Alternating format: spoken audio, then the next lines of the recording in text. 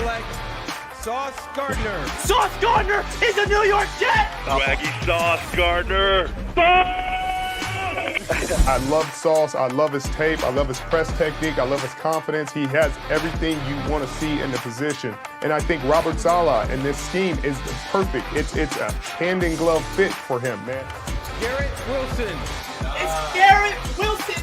The New York Jets have just got two big-time playmakers! I believe that Garrett Wilson is going to be the most impactful rookie receiver in this class. And I think we see Zach Wilson play like he did the last 6 games of the year, times 10, and have a phenomenal second season. Wow, you think? Yeah! Yeah! Let's Jermaine Johnson!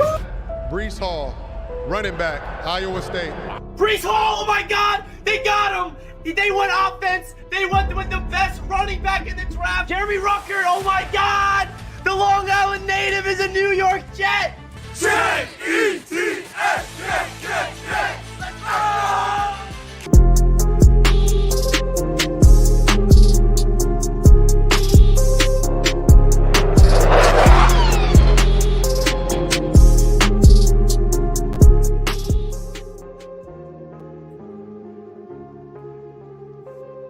It's Victory Monday. Once again, back-to-back weeks. The New York Jets absolutely get a gigantic victory over the Miami Dolphins yesterday.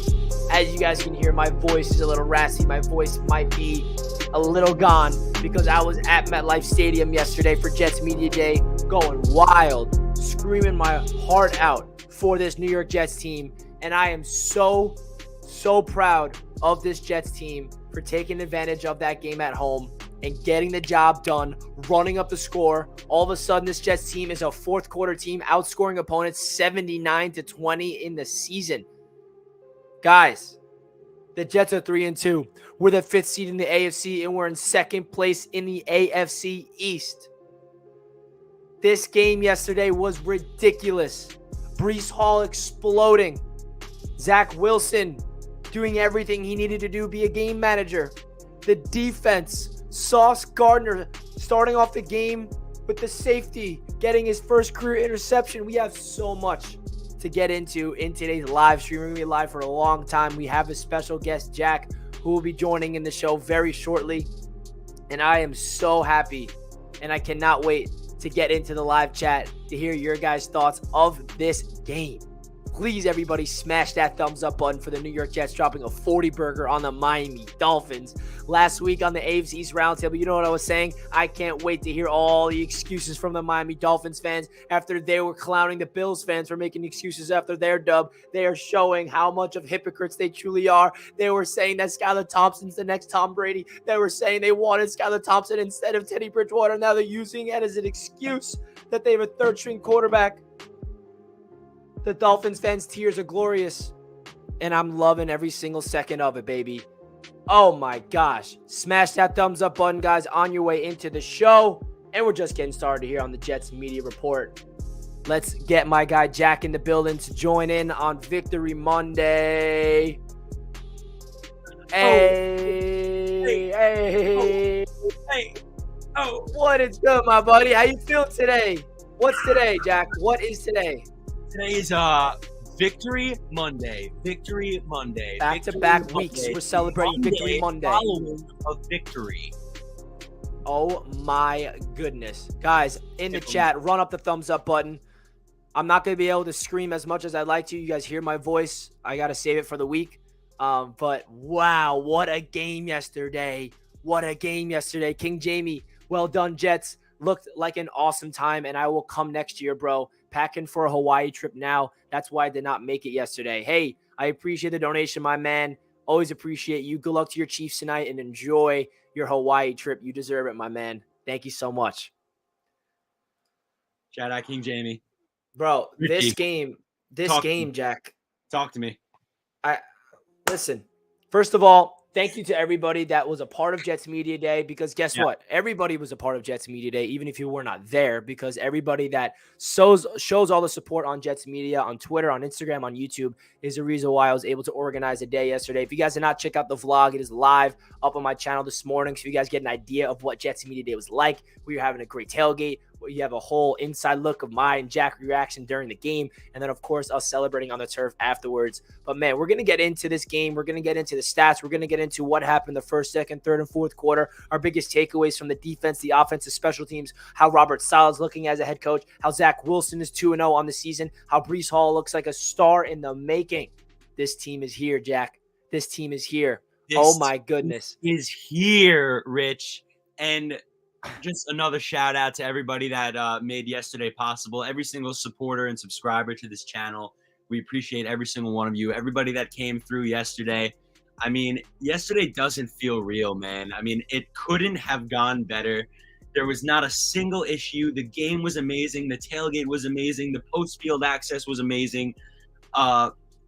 Soaring, riding high in the traffic on the way home. I could have sat in 6 more hours of traffic. I didn't give a crap. Just a fantasy day for a Jets fan, man. So thank you to everybody that made it happen. Richie, thank you as always, brother. Yeah, man. Of course, man. You're a big part of it. It was one of the best days ever. And, the fact that I got to be a part of it, just so awesome. I love this community, man. I love this team. I love Coach Sala. I love every single player that suited up and went out there and gave it their all yesterday. Talk it was about all gas, no break. Top to bottom. We were the dominant team on all 3 phases. Braden Mann was killing it. Greg Zerloin didn't miss a kick. The defense came to play. The offense was putting up scoring possession after scoring possession. Breece Hall is a monster. I mean, no turnovers on offense. No turnovers. I mean, you can't ask for anything better, man. We hung 40 on a division opponent. I don't want to hear any excuses from anyone about anything, because you know what? Where are those excuses, on our end, when we're always missing starting players and we have practice squad players being elevated and yada, yada, yada. And I don't want to hear the biggest excuse I've heard all morning is, oh, well, look at the quarterbacks that the Jets have beaten. And you know what? You guys would be saying the exact same thing if we had lost to those quarterbacks. Oh, the Jets can't even beat these quarterbacks. Yeah. You know what? I don't want to go 3-2, 5th in the conference, 2nd in the East. Get at me, son. I am invincible today. I already hopped on Madden twice. Monday's my day off. I already hopped on Madden twice. I beat a Bills player and a Dolphins player. I was talking my smack the whole time. I am on one now. Let's go, boys and girls. I love to see Jack hyped up like this. It makes me so happy. Shout out Travis. He said, I had to watch TD's gameplay during the game when I got home last night. Funny as hell. Oh, yeah, I cannot wait to talk to TD on Wednesday on the AFC East Roundtable, because my favorite part about all these Dolphins fans' excuses, Jack, is on Friday night for the AFC East Fan v Fan. It was me, Ryan from Jets Talk 24/7, going up against TD Fins Talk and the Smoke Show. And they were saying they're upset Teddy Bridgewater is the starter, and they wish Skylar Thompson was the guy. And they said, Richie, if Thompson comes in that game, you guys are done. He's the next Tom Brady. He is so good. I'm like, you guys sound ridiculous. Do you not even hear yourselves? That's like Jets fans saying Chris Trevler is going to be a god because he had a preseason, do you guys remember what Chris Trevler did in the preseason? He was a god. I mean, what Chris Trevler did was ridiculous. Skylar Thompson looks impressive in preseason as a 7th-round rookie. And they're like, some Dolphins fans were saying even before the season, start Thompson over Tua. They were hyping up this guy, and now they're twisting it. Oh, you beat our 3rd-string quarterback. You beat our 3rd-string quarterback, which is why it's so glorious to hear these excuses, because I swear I heard so many Dolphins fans saying, Richie, you guys have no idea what we have in Thompson. If he comes in the game, you guys are done. And when I saw Teddy leave the game and I saw Thompson enter the field, I was so happy because I knew that Dolphins fans were happy. Dolphins fans, I guarantee, were like, not every Dolphins fan. I'm sure there are some Dolphins fans that don't agree with that side of the Dolphins fans that are just blindly obsessed with Thompson. But the other side of the Dolphins fans that thought this guy was something special, that man got destroyed by this Jets defense. And how about all the excuses that the Dolphins fans are making about this? You guys went out there at home. You beat the Buffalo Bills. Great job by the Miami Dolphins. The Bills fans were making excuses because of the injuries they suffered. And the Dolphins fans were clowning Bills fans. Oh, I don't want to hear the excuses, the injury excuses, the injury excuses. Now what? It has completely flopped. Now we beat the Dolphins when they have some injuries, and now they cannot talk. They cannot stop talking about the excuses. Listen, the Jets got to get the job done. What's in front of them, and that's exactly what they did. We went out there on a home field, and we looked like a team that is here. This team is in the talent on this team that is young is so exciting. And I've been telling you guys on the AFC East Roundtable and on this channel for so many weeks in a row that this is not the same old Jets team. The talent here is completely different. Zach Wilson did everything he needed to do. He only threw the ball 21 times. We had 5 rushing touchdowns. The defense stepped up. The defensive line was ridiculous. Carl Lawson had like 8 quarterback hits. He's the second leader in the NFL, Carl Lawson, in quarterback hits behind Nick Bosa. Quentin Williams literally throwing Tyreek Hill off of him from recovering that fumble. How about that, Tyreek Hill? How about Sauce Gardner? You guys remember this? Dolphins fans were clowning me. Oh, I'm taking receipts just like Salah. I don't forget these things. I'll never forget. Draft night, Jack. You were with me. We draft Sauce Gardner. My immediate reaction, because it was a couple weeks after Tyreek went to the Dolphins instead of the Jets, I said, what's good, Tyreek Hill? We just got Sauce Gardner for this exact reason. And what did Tyreek Hill do yesterday? Squat. Dolphins fans were clowning me all over Twitter. Look at this guy. Look at this Jets fan. It's so cringy. He thinks that Tyreek Hill's going to get shut down by Sauce Gardner. How about that? 5 pass deflections, a pick, and a 4 safety. Sauce Gardner is here. DJ Reed is here.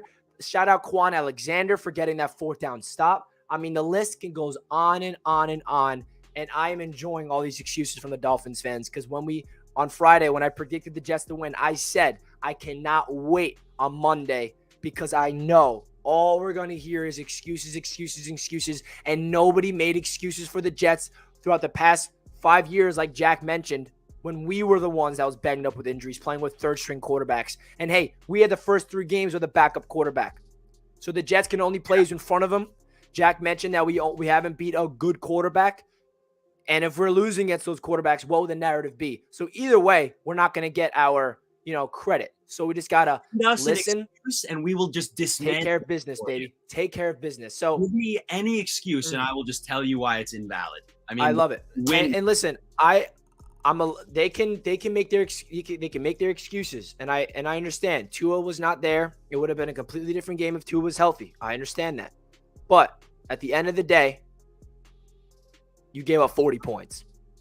40 points. That's it. And last point, not of the stream, obviously, because we're about to be live for a long time, is this Jets team, and you tweeted this yesterday, Jack, this Jets team is a 4th quarter team.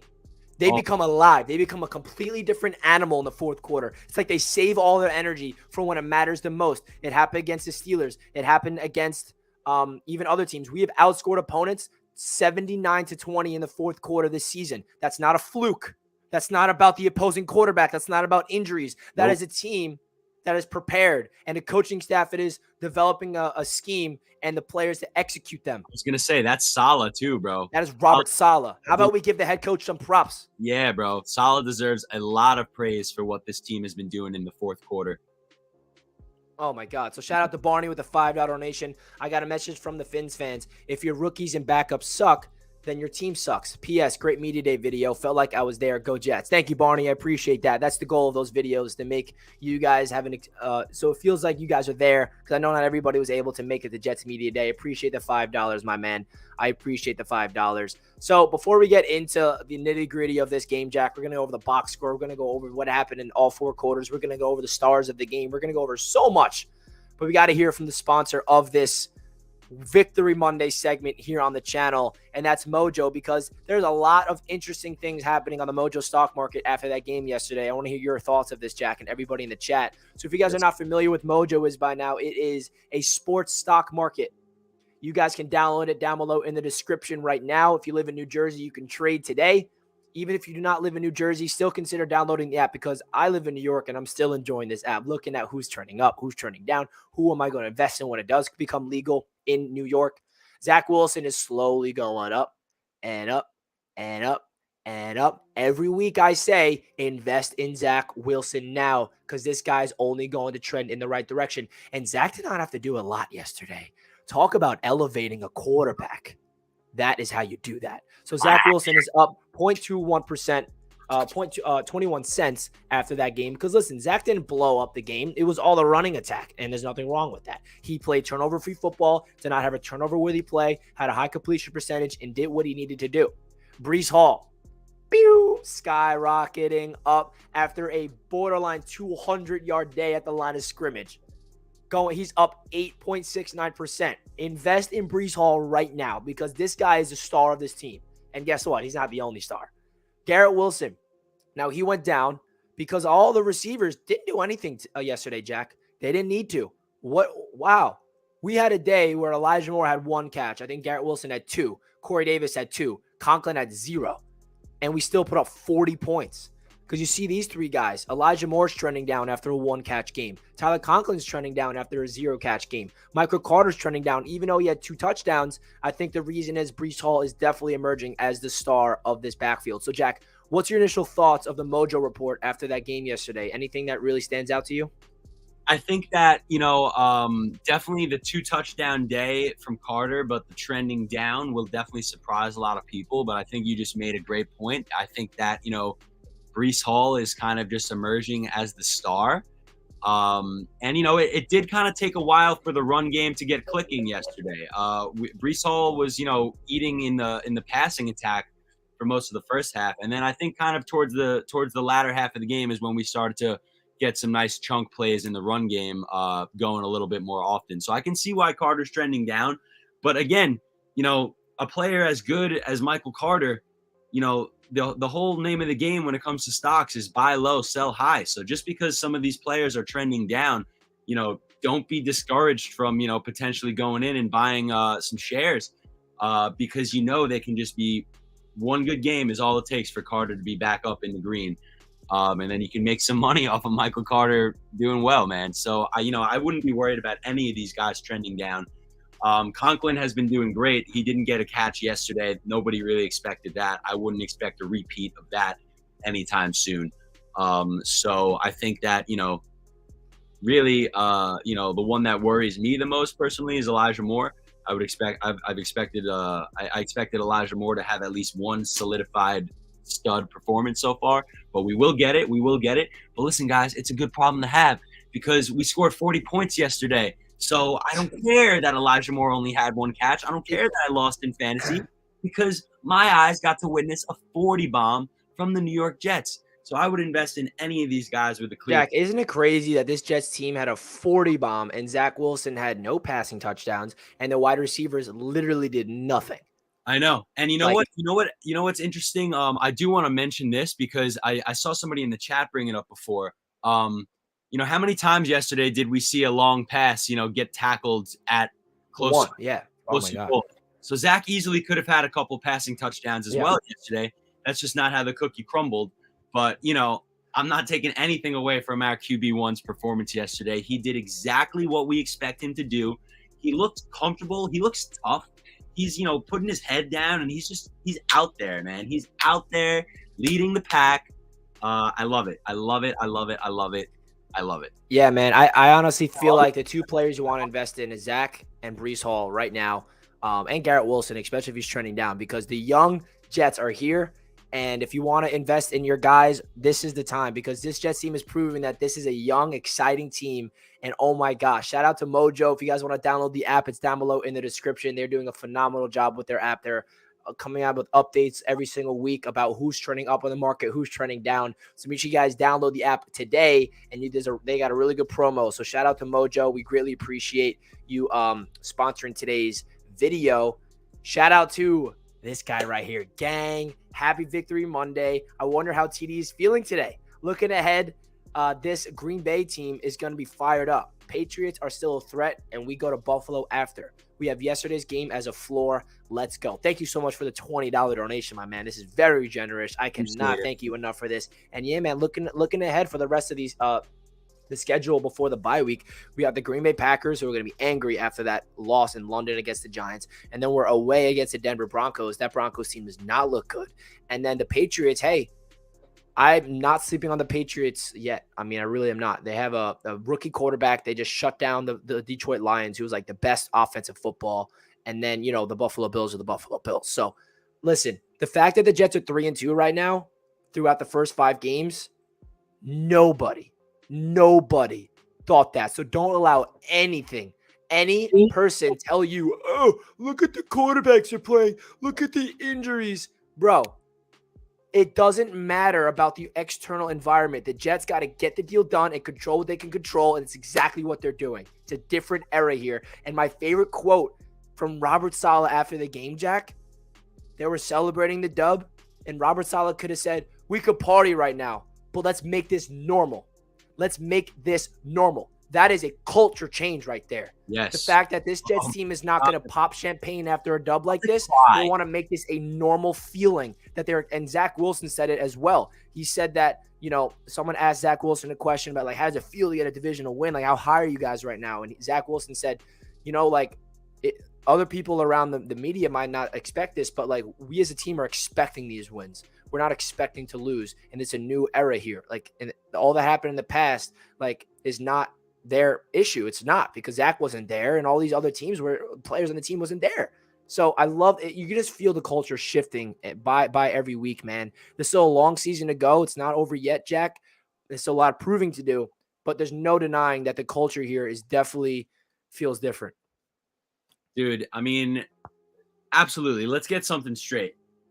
We're taking things week by week, guys. We obviously know that this Jets team could come out next week and get hammered by Aaron Rodgers. Listen, we're taking things week by week. We're not thinking Super Bowl. We're not even thinking playoffs, I don't think, most of us. But right now, we are hyped beyond belief. 2 wins in a row. Zach Wilson's undefeated, which is a cool little stat that I think is kind of escaping a lot of people's minds. Zach Wilson is undefeated on the year. What does that even mean? And, you know, this is a team filled with young players, man, and inexperienced coaches, and you can kind of see it coming together. I know we're only 5 games into the season, but we're also 5 games into the season, and we're 3-2. We're above 500. After the quarter mark of the season has been. We're also 5 games into the season. It's almost unfathomable. I can't remember the last time I was this hyped about this Jets team, and obviously I'm hyped about the Jets every year. They're my life, but you know, I mean, it's just starting to feel different, man. And obviously, we have a long way to go, but you can feel a shift. Something is changing. Like, no doubt, dude. It doesn't matter that Zach Wilson didn't, you know, have a 400-yard, 3-touchdown kind of day yesterday. We have the confidence in Zach Wilson based on what we saw from him yesterday. Make plays when he needs to. Be the Zach Wilson show, man. We have skill position players that are talented, that we need to get the ball in their hands and let them do the rest. And that's what we saw yesterday. That's what Zach Wilson needs to do. We weren't asking a lot of Zach Wilson. You know, Zach Wilson probably has one throw to Tyler Conklin that I bet he wishes he could have back. I feel like Conklin could have grabbed that. Yeah, but you know, it could have been a better ball. It could have been caught. You know, that's the one play that I'm thinking in my head. But do I care? Absolutely not, because this team has heart. This team has fight. Zach is tough.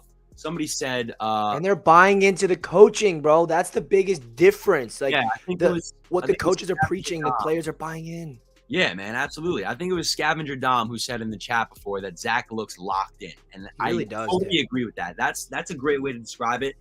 He's not, you know, his stats aren't off the page, but exactly, he looks confident. He looks locked in. He wants to go out there, do his job, and his job isn't to throw for 400 yards and 3 touchdowns every week. His job is to manage the offense and come away with the W, and that's exactly what he's been doing since he's gotten back. So if that's what the trend that can continue to happen moving forward, we cannot ask for anything more as a fan base. And I know we have a lot of football left, but we're taking it week by week, guys. I'm not thinking about Green Bay yet. I'm thinking about the dub yesterday.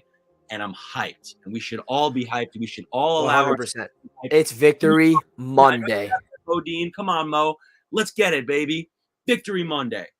Nah, don't even try it. Dan, I appreciate the $5 donation, my brother. All the support from Dan means a lot. This is the loyal Jets Media subscriber, follower since the beginning. Shout out, Dan.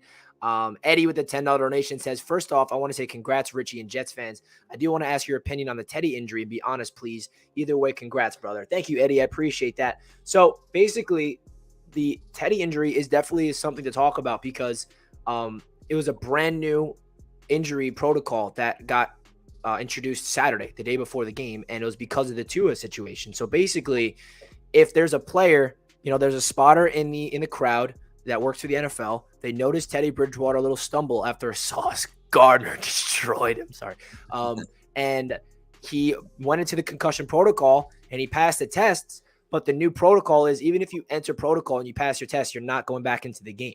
So listen, it stinks that it happened like the first time the new rules had to go against the Dolphins because they already had to suffer Tua's injury. So listen, it is what it is. The NFL are trying to be safe because what happened to Tua is a big deal, and that cannot happen again in the NFL. Otherwise, the NFL will be screwed as a league. So I think they played it smart by keeping Teddy out, even though he did check out.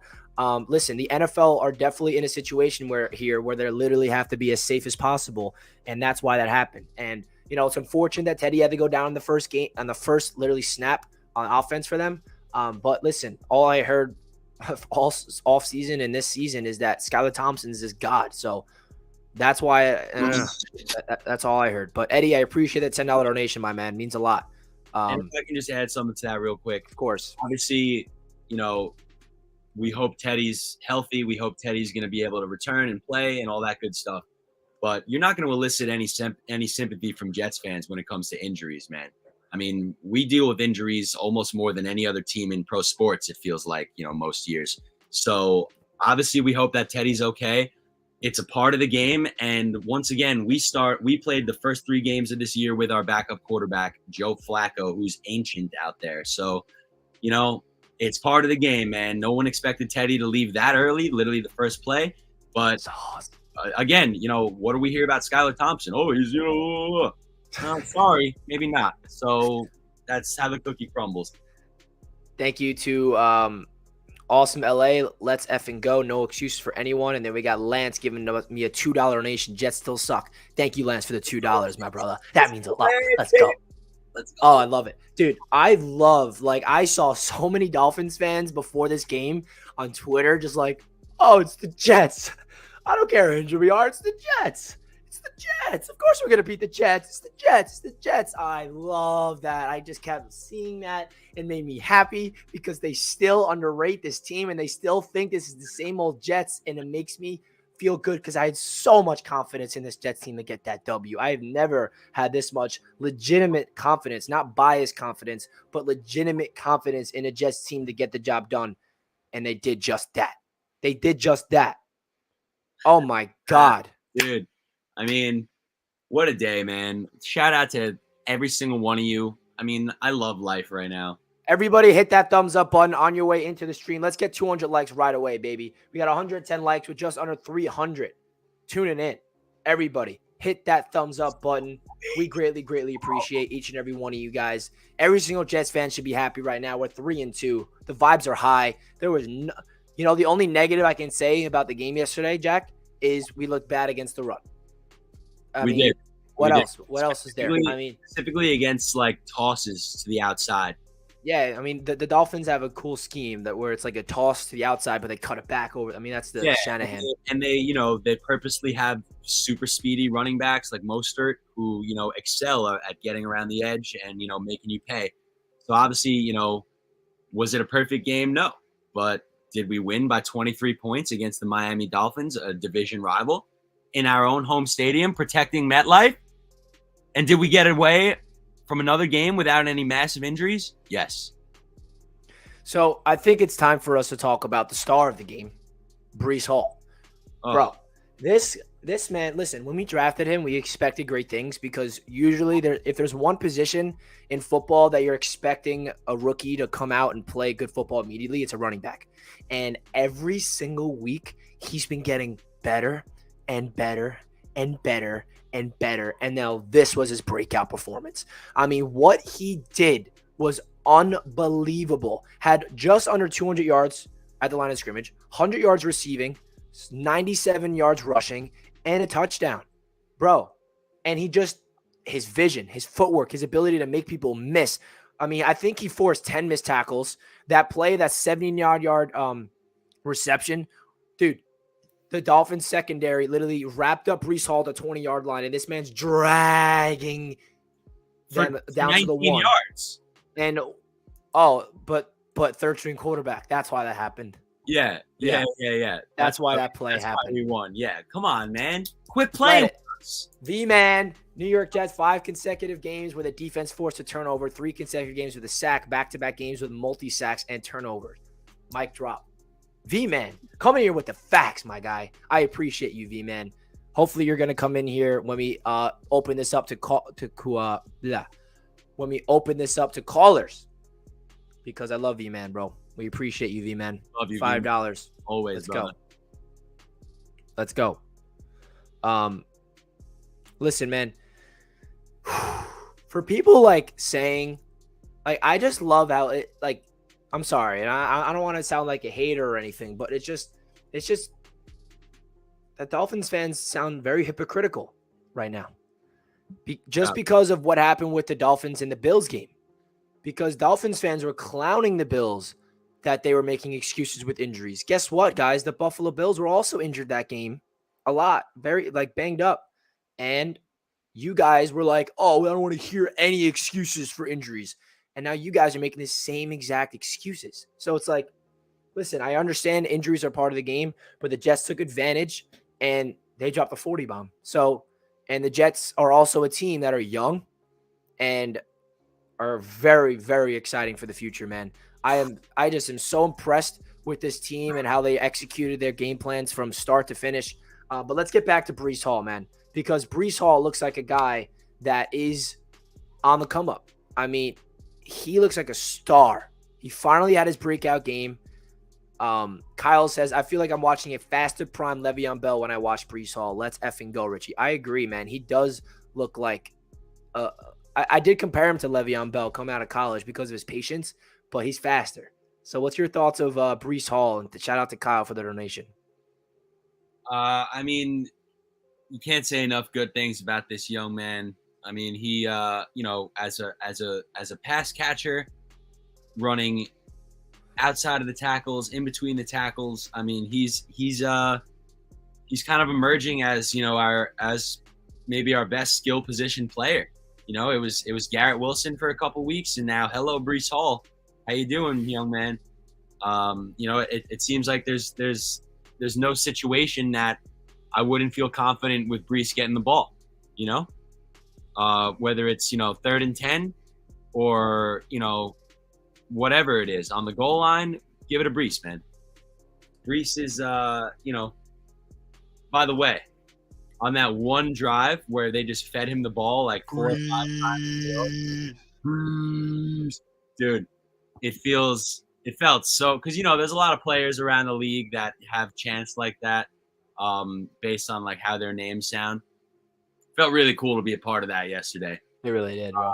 MetLife was rocking. Shout out to every fan that was at MetLife, bro. MetLife was the most magical I've ever seen it.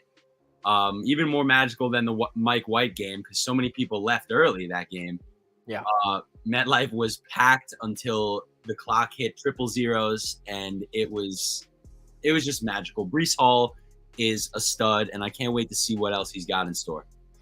I'm not sure where the defense ranks yet. I'll have to get back to you on that one. But I appreciate the $2 as always, my man. Shout out to Ali in the chat. We missed you yesterday, my guy. Hope all is well. Also, Jets have had like 30 different lineups on the offensive line. They wanted that third-string quarterback to play yesterday. They need to just accept the loss. That's exactly what I'm saying, Ali. Dude, like it's funny where I hear Dolphins fans saying you beat our third-string quarterback, but that third-string quarterback was a guy that you guys have been hyping up so much, so it just doesn't feel like you can make that excuse. And we have our own injuries to worry about. We literally have a guy in AVT who played 3 different positions on offensive line, and he still comes out with that. I mean, listen, bro, if you want to talk about injuries, Jets fans know all about injuries. So that's really it, man. Yeah. Beginning to think this is an underrated running back combo. Oh, yeah. I mean, going into the season, Jets fans knew what this running back duo was capable of, and everyone was clowning us like, oh, my God, Jets fans are so overrated. They're overrating this running back duo. Ha ha. Ha ha ha. Oh, it feels so good. Dude, it feels amazing. Bro. Also, Barney Miller. How have I never seen this before, man? Shout out to Barney Miller. Rich, can you put that on the screen? I think you mean it's right above the Monster Midway donation. I think you mean Jet Life Stadium. How have I never heard that before, baby? Jet Life Stadium. Let's get it, baby. MetLife was Jet Life Stadium yesterday, man. I mean, wow. Wow, wow, it was wow. Electric, dude. That's one of the best days ever. Breece Hall, like low-key, should have 3 touchdowns, but they gave Michael Carter some love. I mean, hey, we got 2 running backs. Carter's a dog. He deserves some love as well. But like Breece Hall could have had 3 touchdowns, and if he did have those 3 touchdowns, then Zach Wilson would have two passing touchdowns on the day. So like I love how Zach Wilson had a day where he was like high completion percentage, turnover-free football. We got to give Zach credit for that touchdown run, by the way. That was a 3rd and goal at the 5-yard line, and that was an absolute phenomenal play. I mean, that is a playmaker at quarterback right there. So let's transition to Zach Wilson, Jack, because Zach Wilson is coming off a game that I was very impressed with. We saw him live in action for the first time in year number 2. We saw him make his sophomore debut at MetLife Stadium. I was just I know we briefly touched on it a little earlier, but like he looks locked in. He looks swaggy. He looks like a quarterback that the team rallies behind and this team believes in, because as a fan base, this Jets fans, we know when there's a quarterback out there that the team just doesn't believe in. I mean, we've been through it all. But this quarterback, man, it seems like they really rallied behind him. He has a different talent to him that really makes him different out there. And he did not really have a play yesterday where I was like, oh, Zach, maybe that sack that he could have threw it away. But I feel like if he got rid of it, it could have been intentional grounding like that Teddy play. So listen, no quarterback's going to be perfect, but I feel like what Zach Wilson did yesterday really, really impressed me. And I want to bring up his stats real quick so we can break that down, because the fact that we put up a 40 spot and he did not need to do anything, like that tells you all you need to know about what Zach Wilson did. So he had a 66.7 completion percentage, 210 yards, a rushing touchdown, no interceptions, and a 99.3 rating. So what's your impression so far, Jack, on Zach Wilson's game against the Steelers and this game, his first 2 games as a year 2 quarterback? All that matters to me is 2 starts, 2 dubs, my friend. I mean, at the end of the day, really, that's genuinely all I care about. Obviously, Zach hasn't had a jump off the page, look at this guy type stat line yet, but I don't care. I don't care. Zach Wilson played phenomenal football yesterday. Jimmy, I take it back. Hold on, let me just say this real quick to Jimmy. Jimmy, I appreciate the donation. I take back what you said. You're not the TD of this Jets fan base, and I will 100% put you on first on Wednesday for the AFC's roundtable. Jimmy, I love you, and I can't wait to hear from you Wednesday. Jack, let's hear about Zach, baby. Dude, I mean, I'm just impressed with the poise, with the confidence, with the grit, with the drive, with the determination. With so many qualities that Zach Wilson is showing us. And I can feel. And obviously we're looking all right. We're winning some football games, so we're obviously going to say stuff like this. But doesn't it feel night and day? Sam Darnold's energy, Zach Wilson's energy. Doesn't it feel like polar opposites? Yeah. Like these guys are hyped to play with Zach. They want to win for Zach. They want Zach to do well. I didn't feel that way with Sam. And yeah, we didn't give Sam a lot of offensive support like we've done with Zach. Thank God we've done that with Zach. But, it feels different, man. It really does. And obviously I did not want to draft Zach Wilson. That's well documented. But I said as soon as he's our guy, which I knew we were going to take him, He has my unwavering support 100% of the way, and that's how I've stayed. That's how I will stay. Zach is our guy. Seeing him make these improvements, seeing him win games, like I said in the beginning of the stream, Zach's undefeated, man. Zach's undefeated as a starter. So, I mean, I couldn't be happier for him. I'm proud of him. He has, we're still waiting for the big game. There's areas that he could improve in, but the fact of the matter is that this dude is rallying this team, rallying this offense, moving the football, scoring touchdowns, scoring 40 points in a game, putting points on the board, outscoring other teams in the fourth quarter 79-20. And I know Zach hasn't been here all year, so he's not the entire reason for that. But listen, man, 2-0 with our guy back at QB1. What else is there to say? Did you hear Zach Wilson's pregame speech on One Jets Drive before the Steelers game? I did. I mean, what? That made me want to run through a wall. Dude, we're gonna be effing good. Believe that. He's just cursing, and you see the huddle, listen to their quarterback say that, who's young and has to prove himself. And they're like, this guy's got confidence in us. Let's go out there. And of course, we heard at that Steelers game when they got the ball back down by 3 with 3 minutes left to go, he said, let's go score an effing touchdown. They did not want to get 3 points to go to overtime. They wanted to win the game. And they did that. That's a different energy that we got here, guys. Zach Wilson, bro, it really is great, because what did Robert Saleh say to Zach Wilson when we drafted him? He said this organization is going to lift you, not the other way around. And yesterday was the biggest example of that exact quote from Robert Saleh of an organization lifting a young quarterback.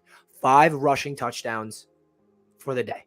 And a defense just getting turnovers. Shout out Carl Lawson. Shout out Quentin Williams for literally throwing Taxman to the floor and Tyreek Hill.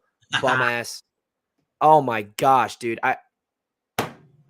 I'm just so happy that we have an organization that I believe that can actually benefit a young quarterback. The system was flourishing on both offense and defense. And hearing Saleh say that on draft night and then connecting it to yesterday where Zach did not have to do that much other than just manage the game and be smart and play turnover-free football and make plays when he needed to. That is something to be and shout out Quentin Williams for literally just destroying Tyreek. Oh my God, we all needed that. And then right to our end zone as well, dude. And then JFM goes out there on Twitter. He's like, Jets who? Because remember when Tyreek made that? Yep. Dude, the Jets players remember. They're taking receipts. Yep, they are. Taxman. They are. Right. They are. I couldn't be prouder of this team, man. Also, don't mind the neck pillow, guys. I'm going through a little medical episode, but I'm good. Neck pillow is nice. But shout out to this team, man. Shout out to Quentin. The defense, we haven't really spoke about them at all this stream. You want to get into a little defensive talk, Rich? Oh, yeah, baby. Because they were in there, dude. Yesterday, Sauce Gardner. First of all, I mean, it didn't affect the outcome, but I remember 3 horrible pass interference calls yesterday. Oh, yeah. I'm trying not to be biased. Obviously, a little bias is coming through, but those were bad calls. Those should not have been pass interference. And you know what? It did not affect the outcome of this game because this defense came to play. We were getting after Skylar Thompson. The ball was hitting the turf. Quentin was there to recover. Shout out to Carl Lawson for stripping it. Shout out for Quentin for jumping on top of it and then making the potential Jets highlight of the season with the stiff-arming Tyreek Hill into the dirt. That's who the Jets are, Tyreek Hill. The guy who just shoved you into the dirt, he's on the Jets. So, yeah, shout out to the defense, baby. Let's go. They really formed that identity. And how about their first play? I mean, the first play, Sauce coming on a blitz. Making a statement. The rookies. Oh, my talking about the rookies, and we're talking about making statements, dude. Sauce Gardner on play 1. How about a safety? Dude, the fact that the Jets start off the game, I mean, shout out Braden Mann for pinning the Jets in that situation. He's been an absolute sensational punter for this team after that week 1 nightmare. And then the first play, Sauce Gardner knew that this was going to be the play call. He knew he's blitzing, and he just obliterates Teddy to force an intentional grounding, forces safety. How about forming and setting a tone for the rest of the game? And then Sauce goes out there, gets his first interception. Skylar Thompson throws up a duck because he's trash. He's a bum. I'm going to channel my inner TD. Bum ass. Bum. Yes. I swear, when I heard Dolphins fans say that this guy is like this next coming of Tom Brady, I couldn't believe what I was hearing. I'm like, you guys sound so crazy. Like, you guys, like, and they genuinely believe that. I'm going to clip that and play it on the roundtable because like, I'm not making this up. Like, hearing those guys say that this guy is the next coming of Tom Brady, and then when he went onto the field, I was so happy to prove them wrong. Oh, my gosh. But listen, man, the defense had a statement. Shout out Quan Alexander making some big-time plays. He had that 4th down stop on 4th and 1, made that big-time tackle. DJ Reed had the craziest one-handed non-interception of all time. I mean, that if he got his feet in bounds, that's like the craziest play of all time.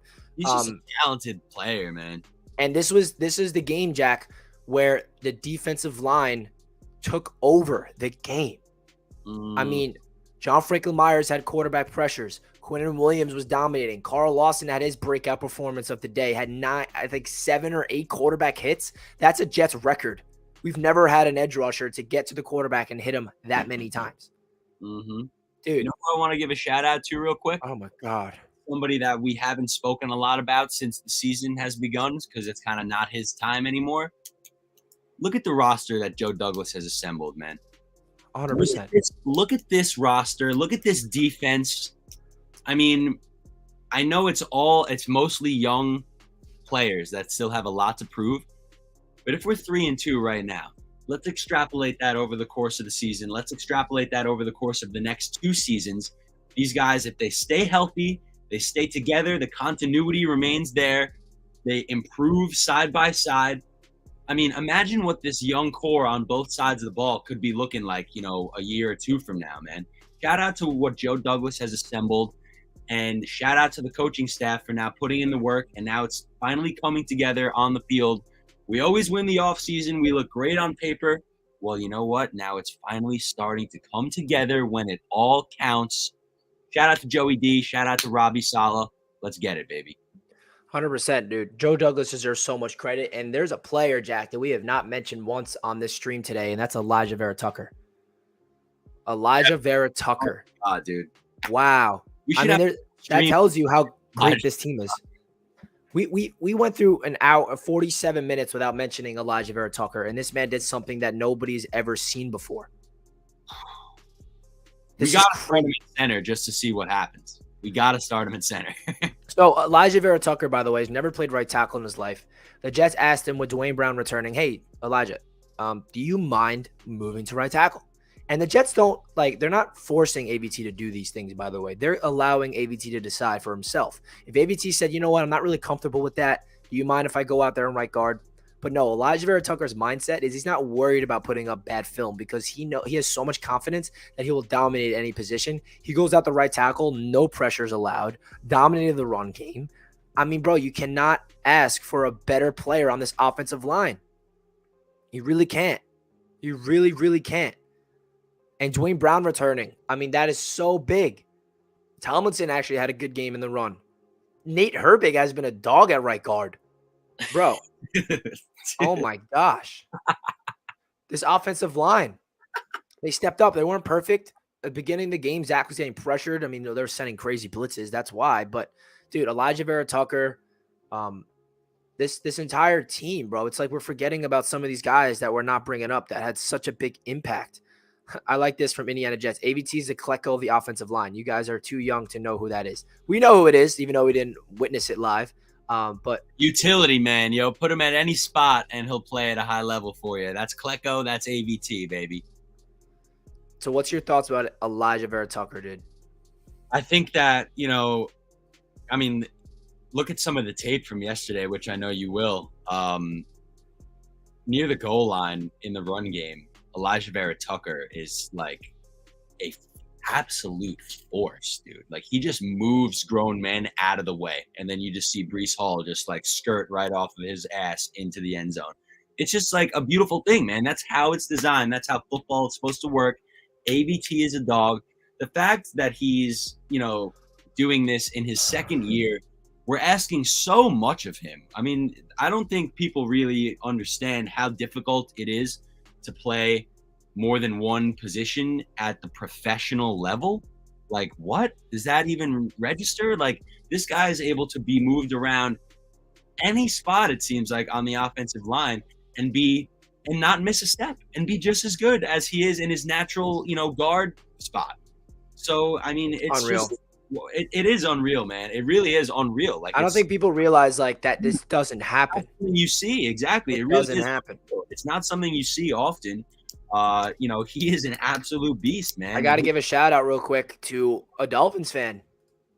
Mike says, Fish fan, congrats. You earned it. You got the picks and drafted really well. You were overdue. Do a win. Now, please go and beat Buffalo, New England. Back to the old days for the AFC East. See, this is a Dolphins fan that understands the reality of the situation, giving the Jets the props that they deserve. Instead of whining about the injuries, how about you respect what this Jets have done the past 2 years in the draft? That Elijah Vera Tucker was a draft pick 2 years ago. Zach Wilson draft pick 2 years ago. Michael Carter draft pick 2 years ago, got in the end zone twice. Sauce Gardner was a draft pick who destroyed your team. Breece Hall, draft pick who destroyed your team. So I appreciate Mike for actually giving the Jets some props here, because some Fins fans are just still thinking that this Jets team is trash. And I like that Mike has this perspective, because this is respect. This is a respectful take, and I appreciate that, Mike. I really do. This is what football should be about, man. Respecting your opponent. I don't want to be a guy that's talking trash on the team, but when I see stuff that just makes no sense, I'm going to call it out. Mike, I appreciate that, my brother. Utah Jet fan with a $10 donation says, I had bought a Breece jersey a few days before that game, so I'm going to take all the credit for his play. Kidding. But I hope you bring your A game on the AFC East roundtable this week. TD and Nikki need to be humbled. Oh, yeah. I'm hosting that. I'm going to get all the receipts. I'm going to take clips out of the episodes from last week. I'm going to compile a video together. I'm going to play that shit to start off the roundtable.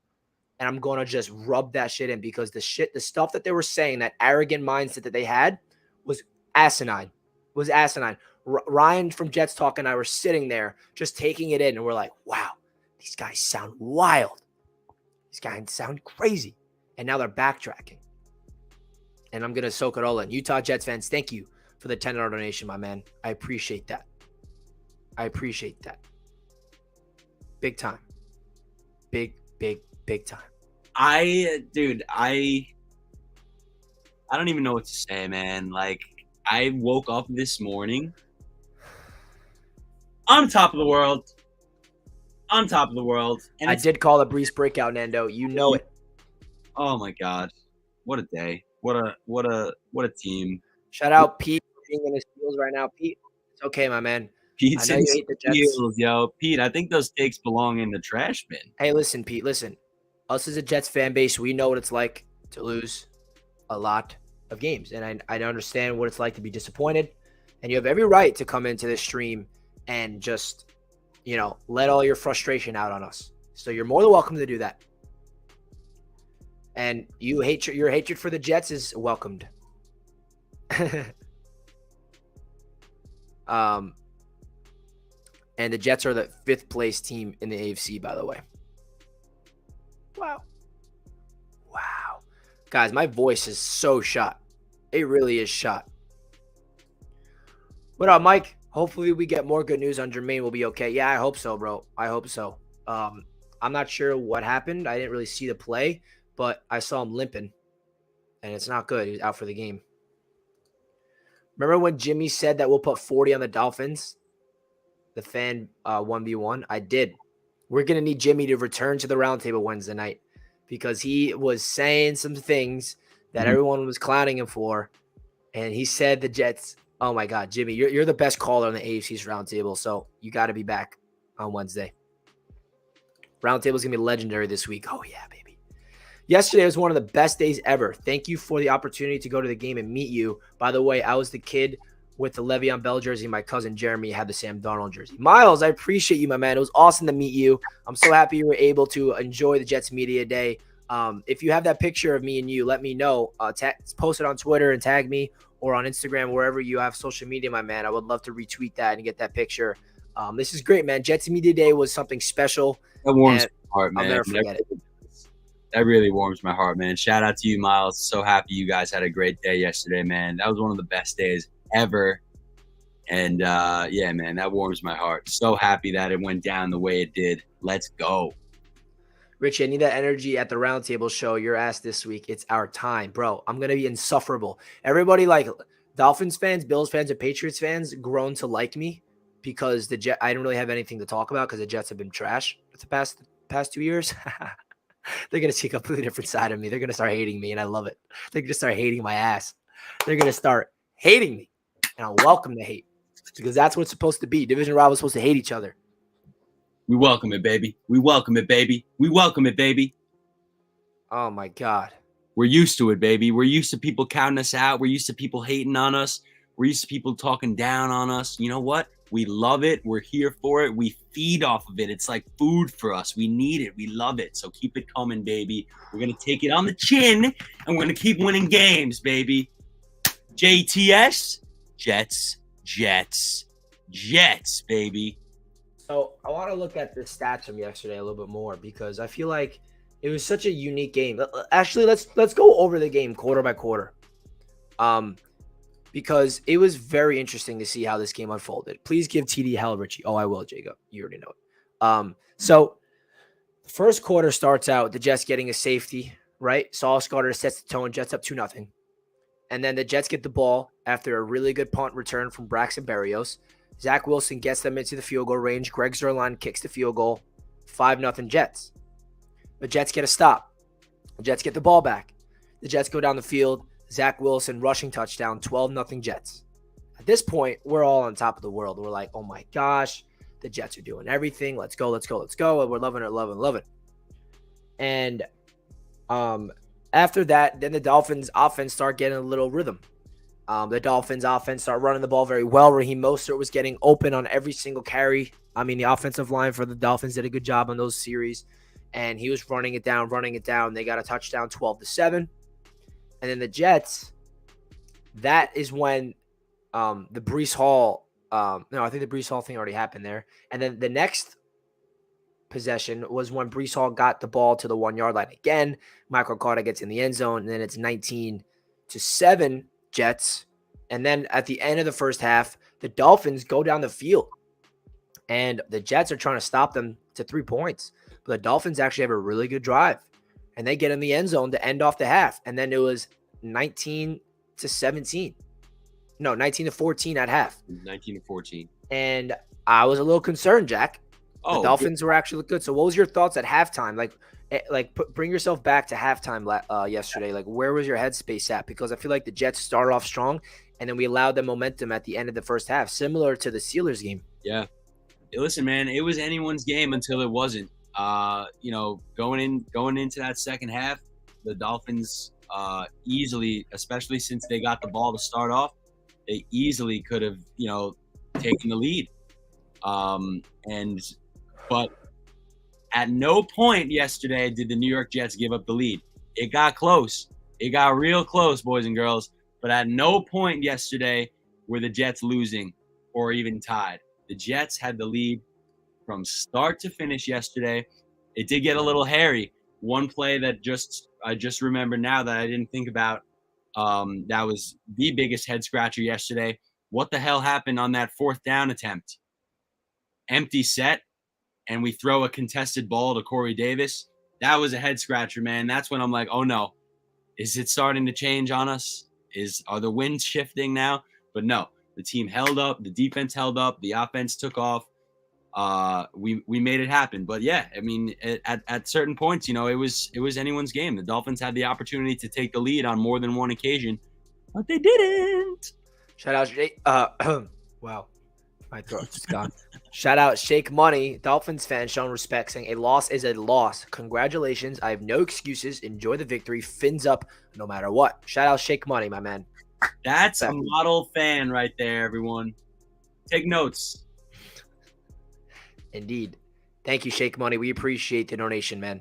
Jets fan from Montreal, Canada. Go Jets. Richie, please go back on AFC's roundtable and let those obnoxious Fins fans hear it. Oh my God, I'm going to be insufferable Wednesday. Guys, by the way, this weekend is my sister's wedding. She's getting married. So congratulations to Jenna and Michael.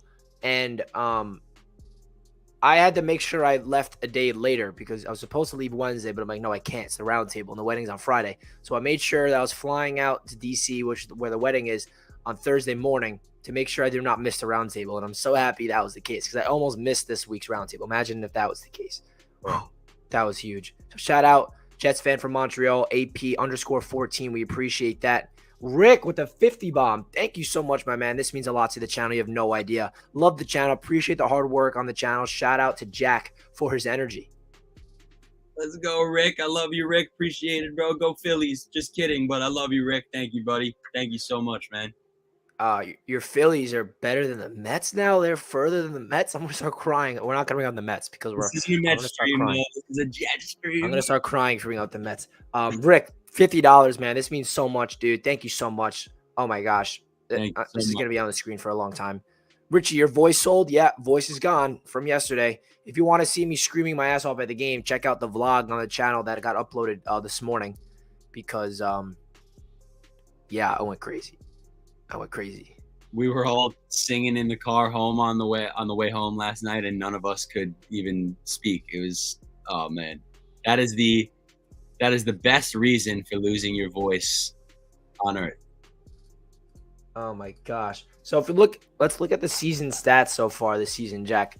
The leading rusher of the year is Breece Hall, 275 rushing yards on the year through 5 games. He's averaging 4.9 yards per carry.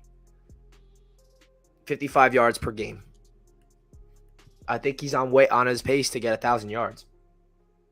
Michael Carter has 158 yards, averaging 3.4 yards per attempt, and 2 rushing touchdowns, both coming yesterday. In the receiving, wow, Breece Hall has more receiving yards than Elijah Moore, Tyler Conklin. That's crazy. So Corey Davis leads the team in receiving yards with 299 and 2 touchdowns. Garrett Wilson's right behind him with 282 receiving yards with 2 touchdowns. Breece Hall is third on the Jets. Breece Hall has more receptions and more yards than Elijah Moore. Breece Hall has 17 receptions for 213 yards and a touchdown. Elijah Moore has 16 catches for 203 yards and no touchdowns. Tyler Conklin has 21 catches for 192 yards. Carter has got 100 yards as well.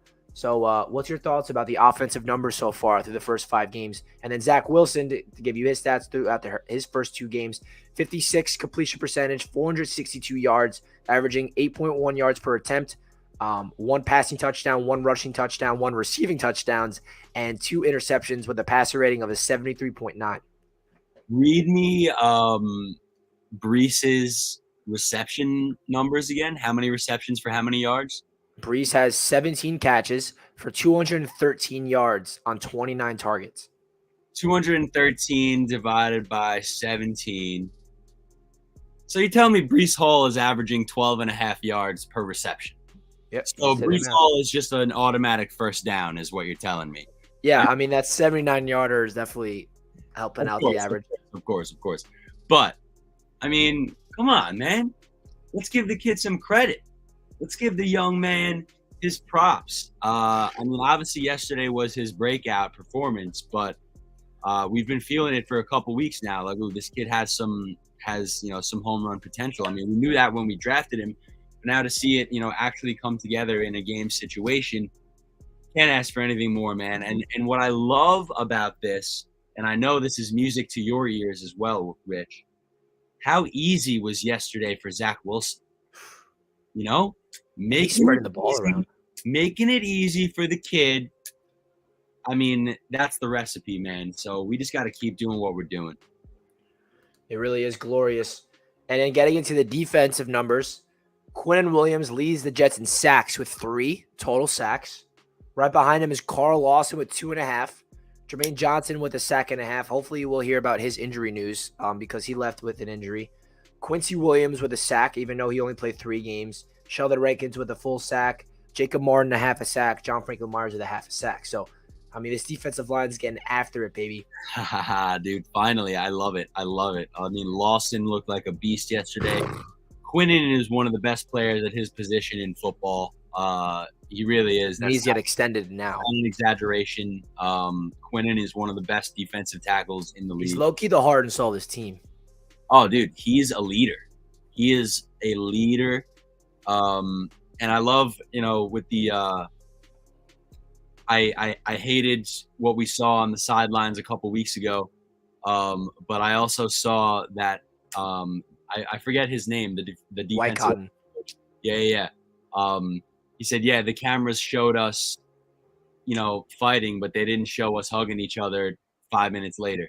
So, I'm loving what I'm seeing from Quentin Williams. He's a beast. He's such an important part of this football team. Jermaine Johnson did tweet, "I'm good, great team win." Obviously, that doesn't mean anything. He's going to tweet something like that regardless, but hopefully it's not a serious injury.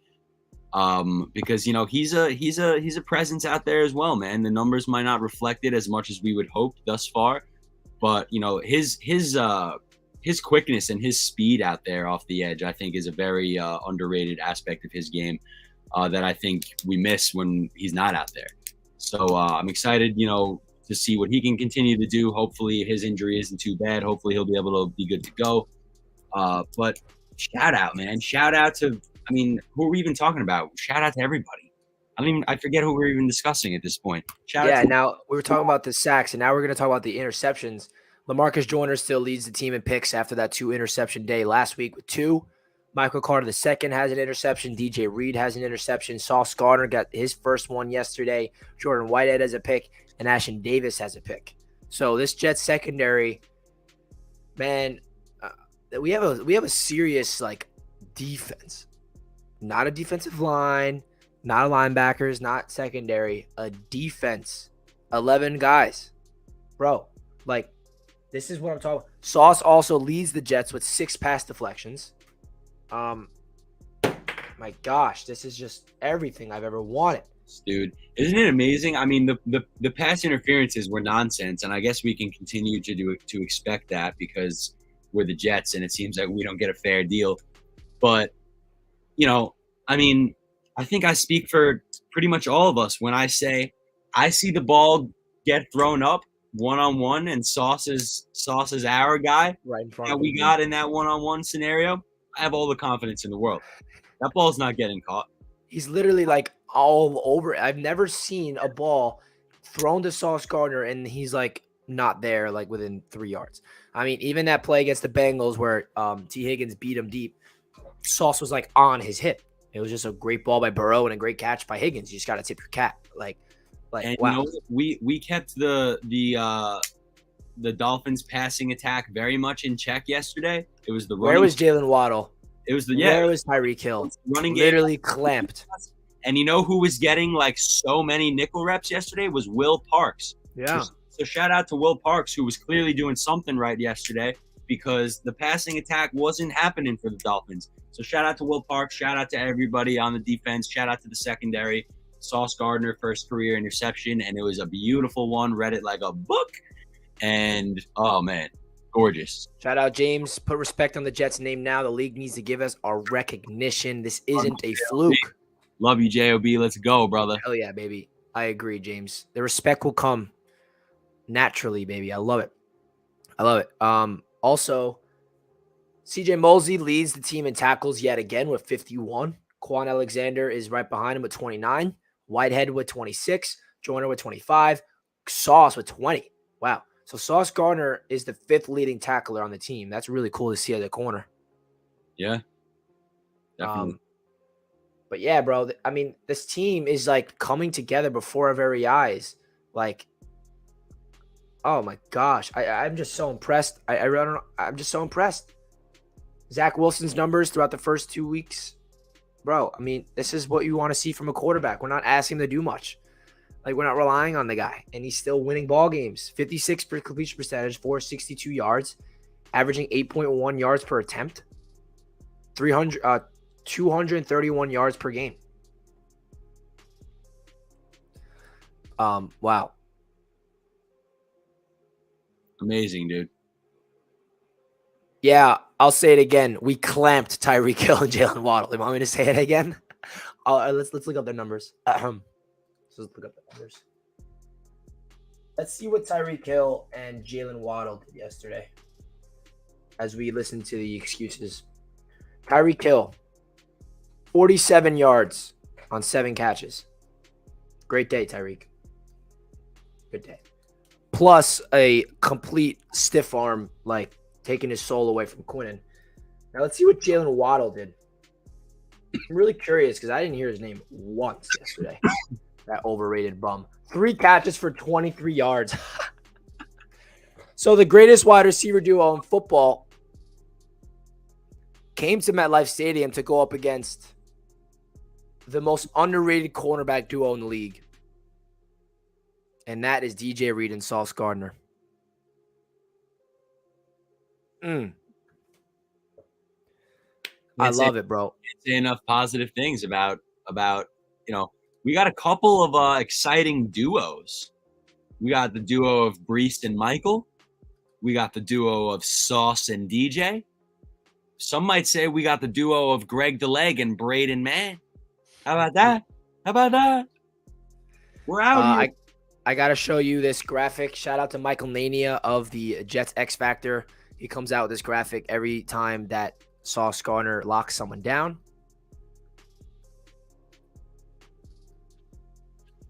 I love it. Lost in the sauce through 5 weeks. Week 1, it was Mark Andrews. Week 3, it was Jamar Chase. Locked everyone down against the Steelers. And now add Tyreek Hill and Jalen Waddle to the list. Love it, dude. 5,800 likes. Wow.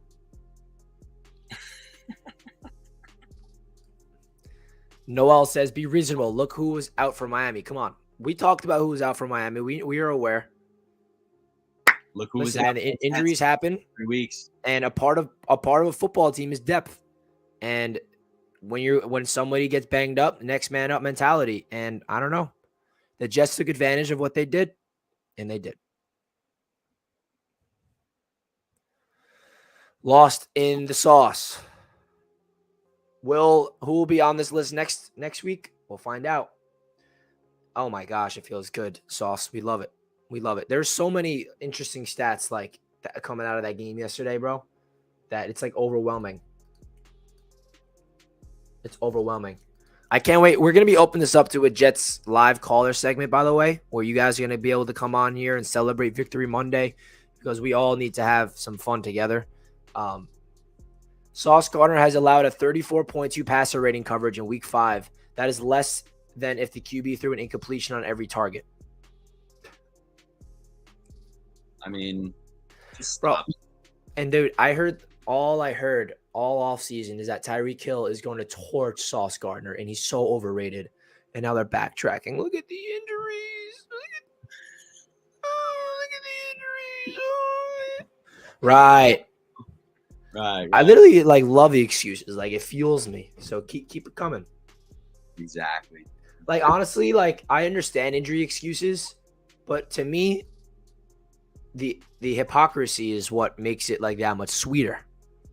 Oh, 100%. That the Dolphins fans, were saying the exact same thing when they beat the Bills. I don't want to hear the injury excuse. I don't want to hear anything about the Buffalo Bills injuries. We're the better team. We're the kings of the AFC East. I don't care who's injured. I don't care about the sun. I don't care. And now it's it's just weird.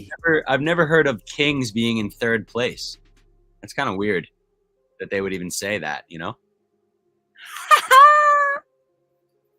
Hey, bro, it is what it is. Football is a game of injuries, and the best teams are the ones that can overcome them. This Jets team, guess what, had the most injuries on injured reserve last year. Does anybody talk about that? Did anybody care outside of Jets fans that the Jets had the most injuries on injured reserve last year? No one cared. Nope. No one cared that the Jets were the most injured team in the past 3 years. And the fact that we are healthy right now it's no one cares about when you're injured. I'm sorry. Jets fans went through it, Dolphins fans. We went through it. Yeah, obviously we hope Teddy's okay. Obviously we don't ever. Yeah, I want Tua on the field more than anybody. I prefer Tua to play yesterday. Yeah. I'd rather Tua Tagovailoa was your guys' starting quarterback yesterday. I really do.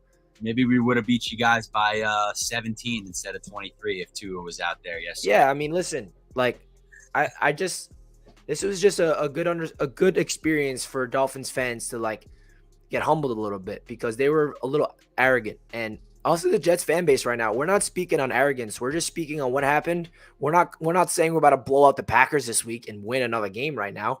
We're talking about we're grounded and we understand what happened. We're taking advantage of a banged up Dolphins team is exactly what we did by putting up a 40-piece.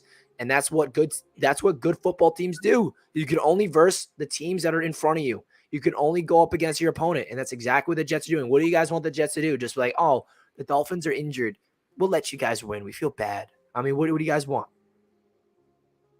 You know, like I just heard, like I said, the arrogance from the Dolphins fan base, especially from TD and Smoke on the roundtable yesterday, dude. I was listening to them. I'm like, wow, they really believe that this Dolphins team is like, I mean, the second coming of, you know, that when Dan Marino was there. Like, it was crazy. I was like, wow, like this Jets team's about to humble their asses on Sunday. Dude, like I said earlier, you're not going to get any sympathy from Jets fans when it comes to injuries, man. I mean, we've been through the ringer. Exactly. We didn't even Dolphins fans give a crap last year about the Jets injuries. Did you guys? No. When you guys beat us twice? No. You guys beat Joe Flacco last year. Congrats, our backup quarterback. And we were decimated with injuries all over the defense. They did not give a crap about our injuries. And did we once say, oh, well, if Zach Wilson was in, we would have beaten you guys? No. Oh, if Carl Lawson was there, if Mekhi Becton was there, if LaMarcus Joyner was there. I mean, you guys want us to bring up our injuries last year to remind everybody how injured we were? That's why the injury excuse is laughable to us. Yep, exactly, because we've been through the injury ringer. And you know what, man? Every team has to deal with it. And you know what? Part of being a successful team is assembling depth as well. It's not all about, you know, the best 11 guys on one side of the ball and the best 11 guys on the other side of the ball. When people go down, part of your general manager's job is to assemble the entire 53-man roster, not just 11 starters on offense and 11 starters on defense. So you know what?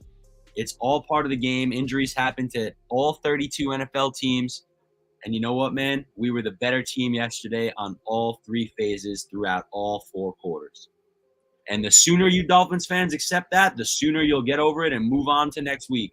I don't know who you guys got next week, but get over this one and move on, man, because you lost fair and square, baby. And this is a great point from Chris. All I'm hearing right now is that we beat a practice squad Dolphins team. Believe me, it was not this way Friday before leaving work. Man, I'm relishing this right now. Salty, local Florida Dolphins fans. I'm telling you, Chris, like I know Dolphins fans more than anybody now because of the AFC's roundtable.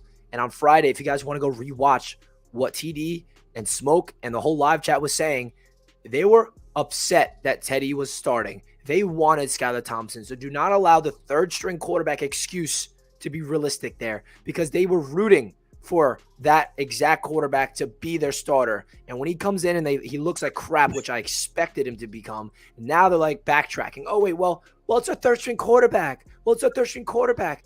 That same third string quarterback is the same guy you wanted. And on top of all the injuries you had on the team, you still expected this Dolphins team to destroy this Jets squad.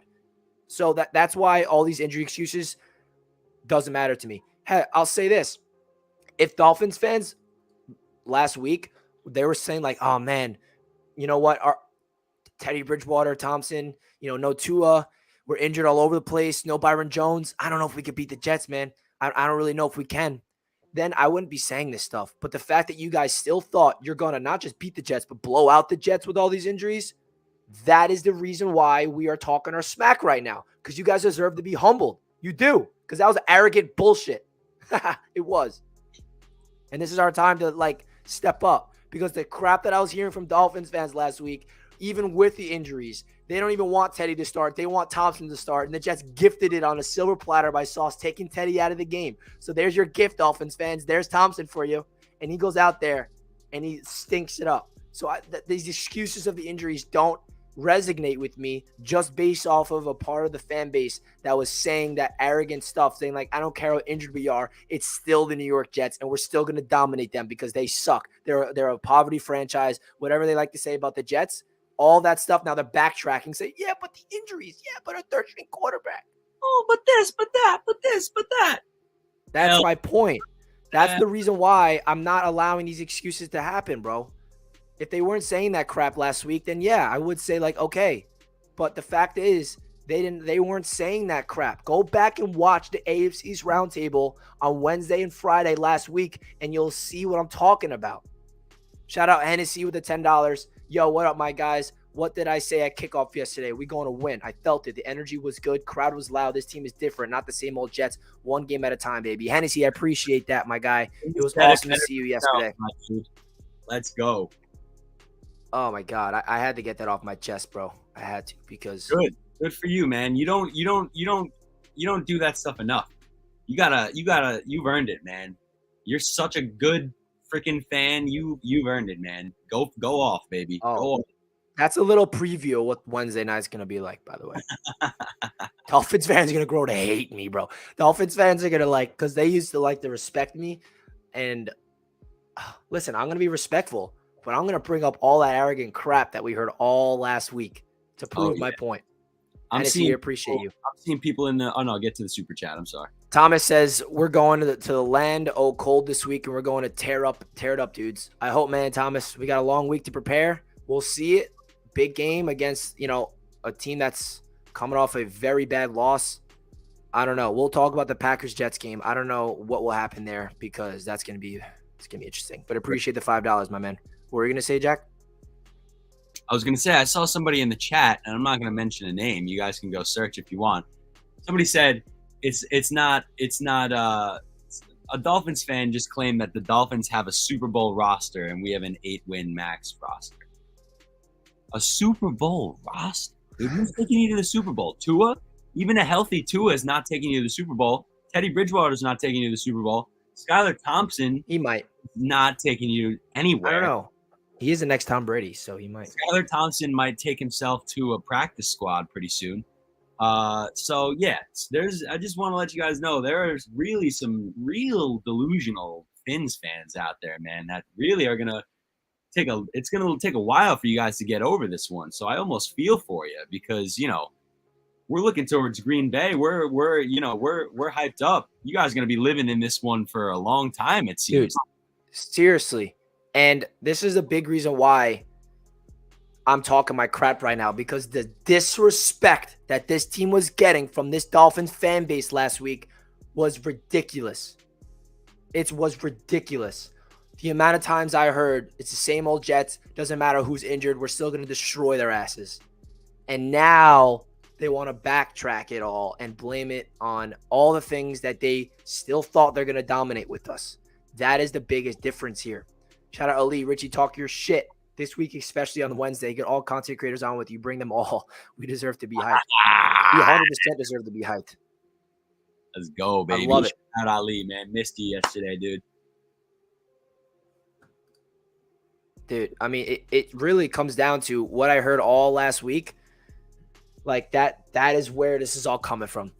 If I didn't hear all that nonsense from Dolphins fans all week, you wouldn't be getting this reaction from me. By the way, I'd be very happy with a Jets win, and I'd be just pumped up. But the fact is, I went through 2.5 hours of hearing ridiculous takes on Wednesday to Friday night, listening to TD and Smoke talking out of their ass. Oh, bro, Wednesday's going to be nuts, dude. Oh, boys, man. Chiefs got rocked by Rams in the Super Bowl because of lack of offensive line depth. Depth is everything in the NFL. Dude, yep. Jack brings up a great point. You want to make injury excuses? The best teams in the league are the teams that can overcome injuries with depth. So, and honestly, I also want to make this point, which kind of I've been talking about a little bit. If Dolphins fans were not hyping up Skylar Thompson to be this guy that is supposed to be a sensational quarterback, and they weren't rooting for him to play over Teddy Bridgewater, then I think I'd feel a little different right now than us in terms of beating a third-string quarterback. But the fact is, Dolphins fans expected this guy to be a messiah or some shit. That's what I'm talking about. Yeah, and you know what? I love the confidence. You're allowed to be confident in your players. We're certainly confident in our. I wanted him over Tua.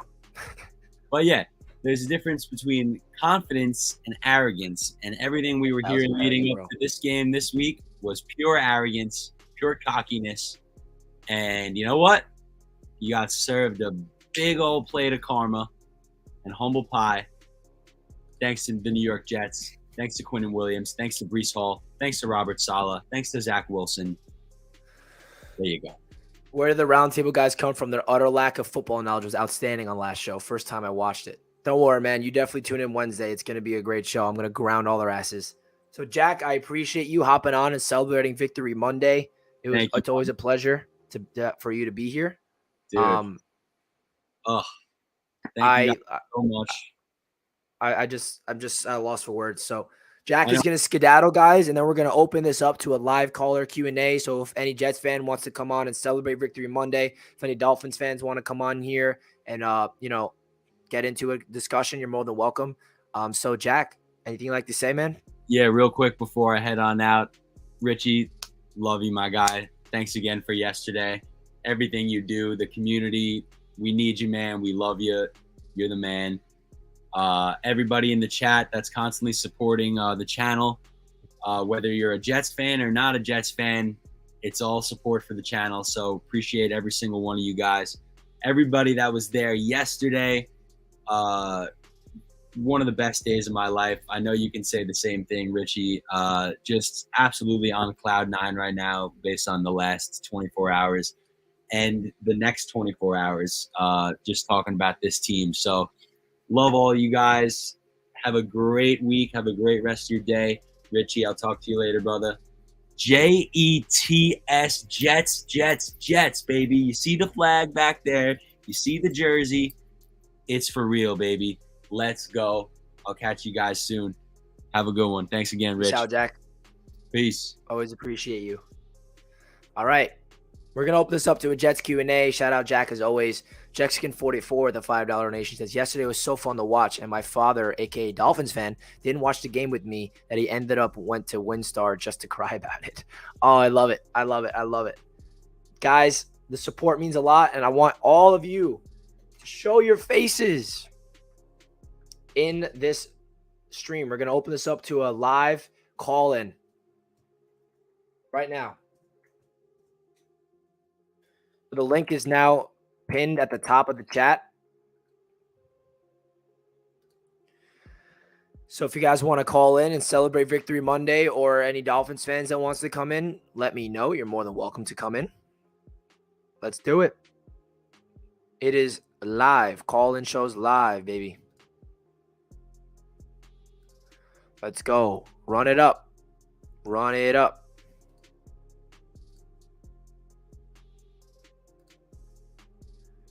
Guys, if you're enjoying the show, please do your boy a favor. Smash that thumbs up button. We got 224 likes. Let's get to 300 likes before the stream is all wrapped up. We are just opening up a live call-in. So let's get all the Jets fans in here to celebrate Victory Monday, to get your thoughts. And any Dolphins fans, you're more than welcome to come in as well. So we're going to get to the first caller of the day. Let's do it. What's up, what's good? Richie? Kyle. Oh, my God. I'm in my car ready to go to work. I've probably never been this excited watching my team. I mean, how amazing does this feel, Kyle? Dude, probably the best. This is the best I've ever felt about a Jets team. Elijah Moore, Zach, this whole core. Now, I don't want to get like crazy, but when we got a stud receiver and a stud running back, I feel like I'm watching the Steelers back in the day.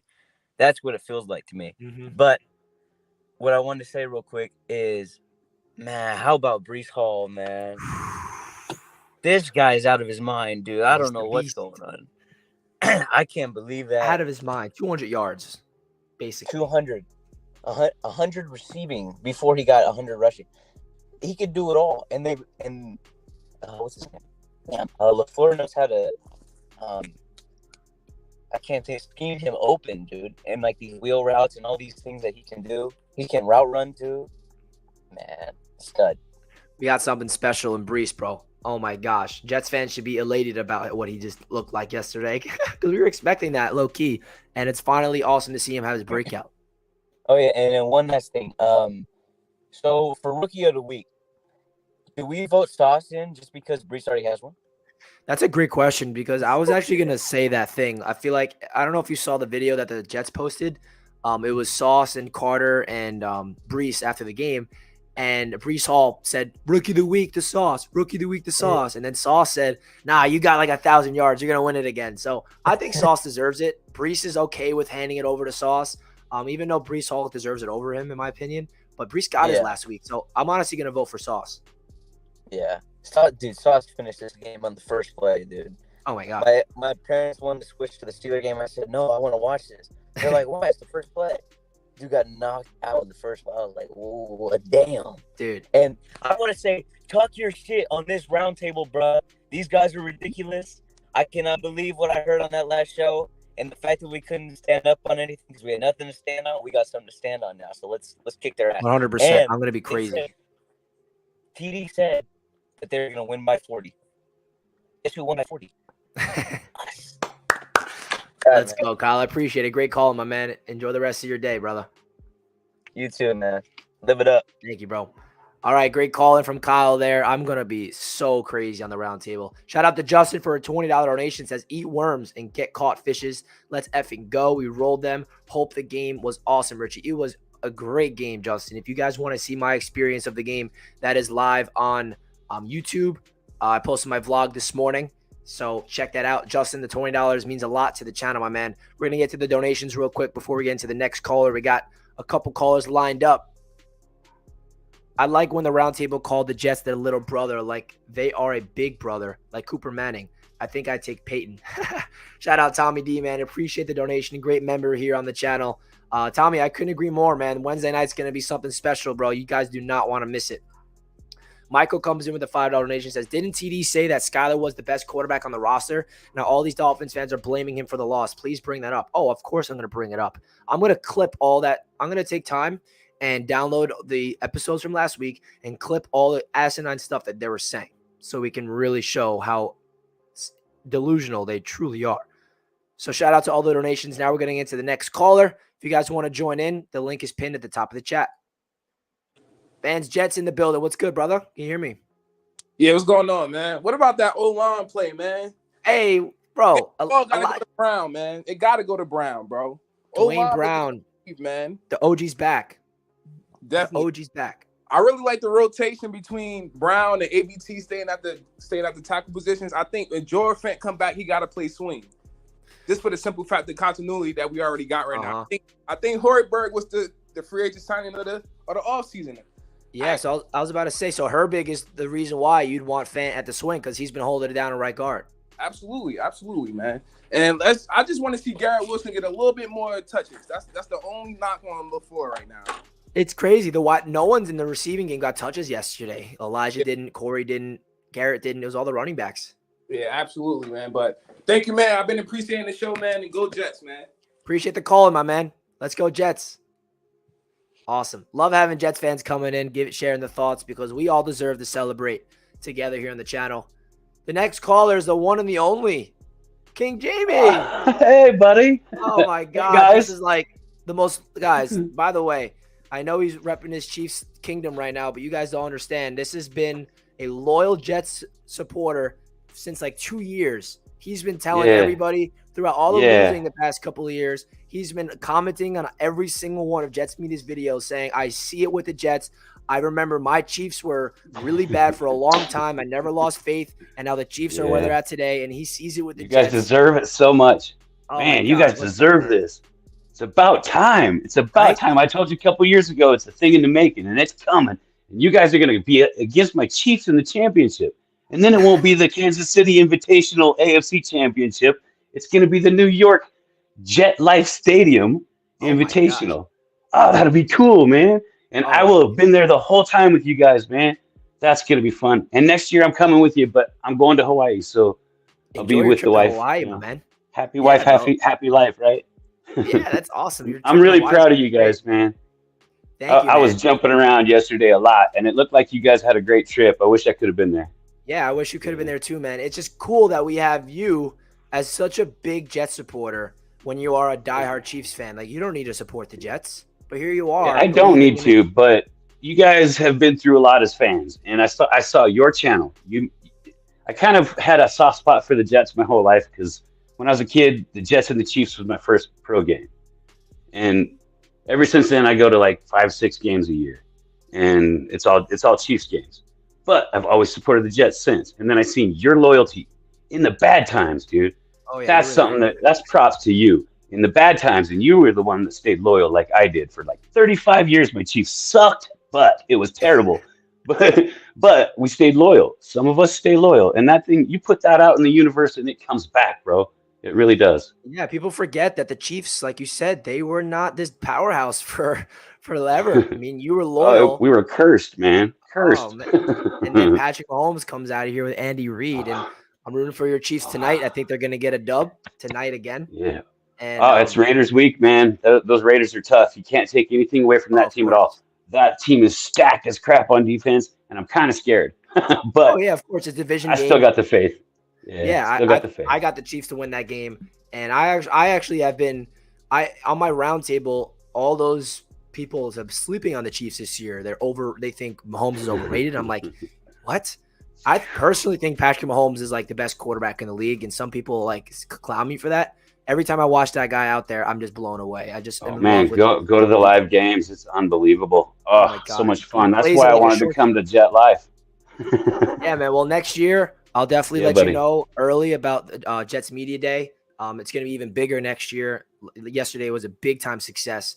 And it's great to finally meet you, man. I mean, you've been commenting on every video for 2 or 3 years straight, and it's great to finally. Oh, man, you do a great job at this, bro. You do a great job at this. You know, some of the other guys are like drab and drone, and it's almost not fun to watch. But your excitement when the Jets win, dude, that's all I wanted for 2 years now, and I got to see it already 3 times, you know? I mean, pretty stinking happy. And you guys are sitting, like, seriously, the first wild card position right now, if the playoffs happen right now, you guys are in. Shoot. Dude, I love it, man. Get to the first seat in the wild card. Yeah. That makes me pretty happy, man. Happy for you guys for sure. It doesn't make sense.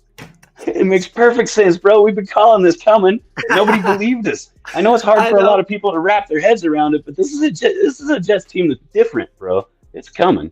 It's coming, man. It feels great to hear that from a non-biased fan, you know, because us as a Jets fan base, you know, we're a fan base that has been so hungry. We've been overhyping teams every offseason just to get disappointed every year. Yeah.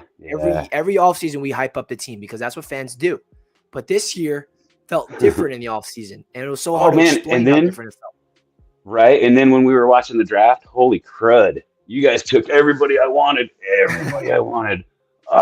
So it's kind of extra fun to watch these kids that I wanted to become Chiefs. You know? But right. You know, we were in the AFC Championship, so we're not going to get but the last pick. You know, that's just if there's ever a day in the future where the Jets host an AFC Championship game against the Chiefs, I'm flying you to New York myself, and we're watching the game together. I'll fly, dude. I don't mind. Money's not the thing. I'll come. All right, bro. You're a great caller. I'm so happy that we finally got to meet. Enjoy your trip to Hawaii. Really, for you guys, Jets fans. I'm on your side. Woo! Let's go Chiefs tonight. I'm on your side tonight. Yeah. All right, man. Cool. Enjoy your trip, my man. Appreciate the love as always. Wow, that was a great experience. I've been waiting to meet him for like 3 years. And isn't that great, guys? We have a Chiefs fan that is on our side. Doesn't that feel good? There is an AFC team too. It's not like there's an NFC and NFC team. Wow. Shout out to King Jamie the Mod. Everybody show that man some love in the chat. He deserves it.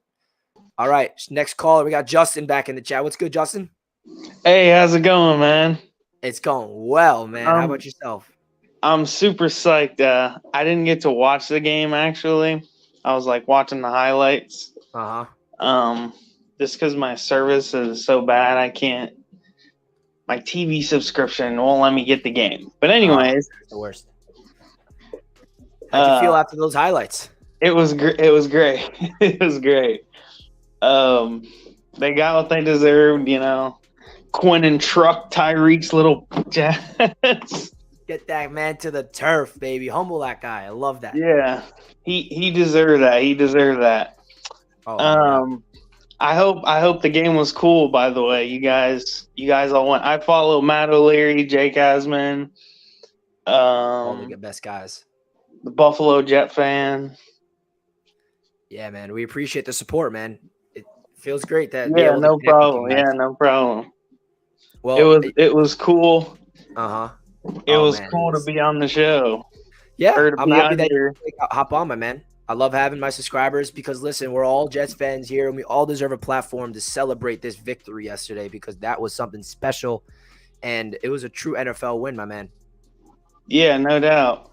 Everybody came to play. Bro, literally. It got a little crazy in the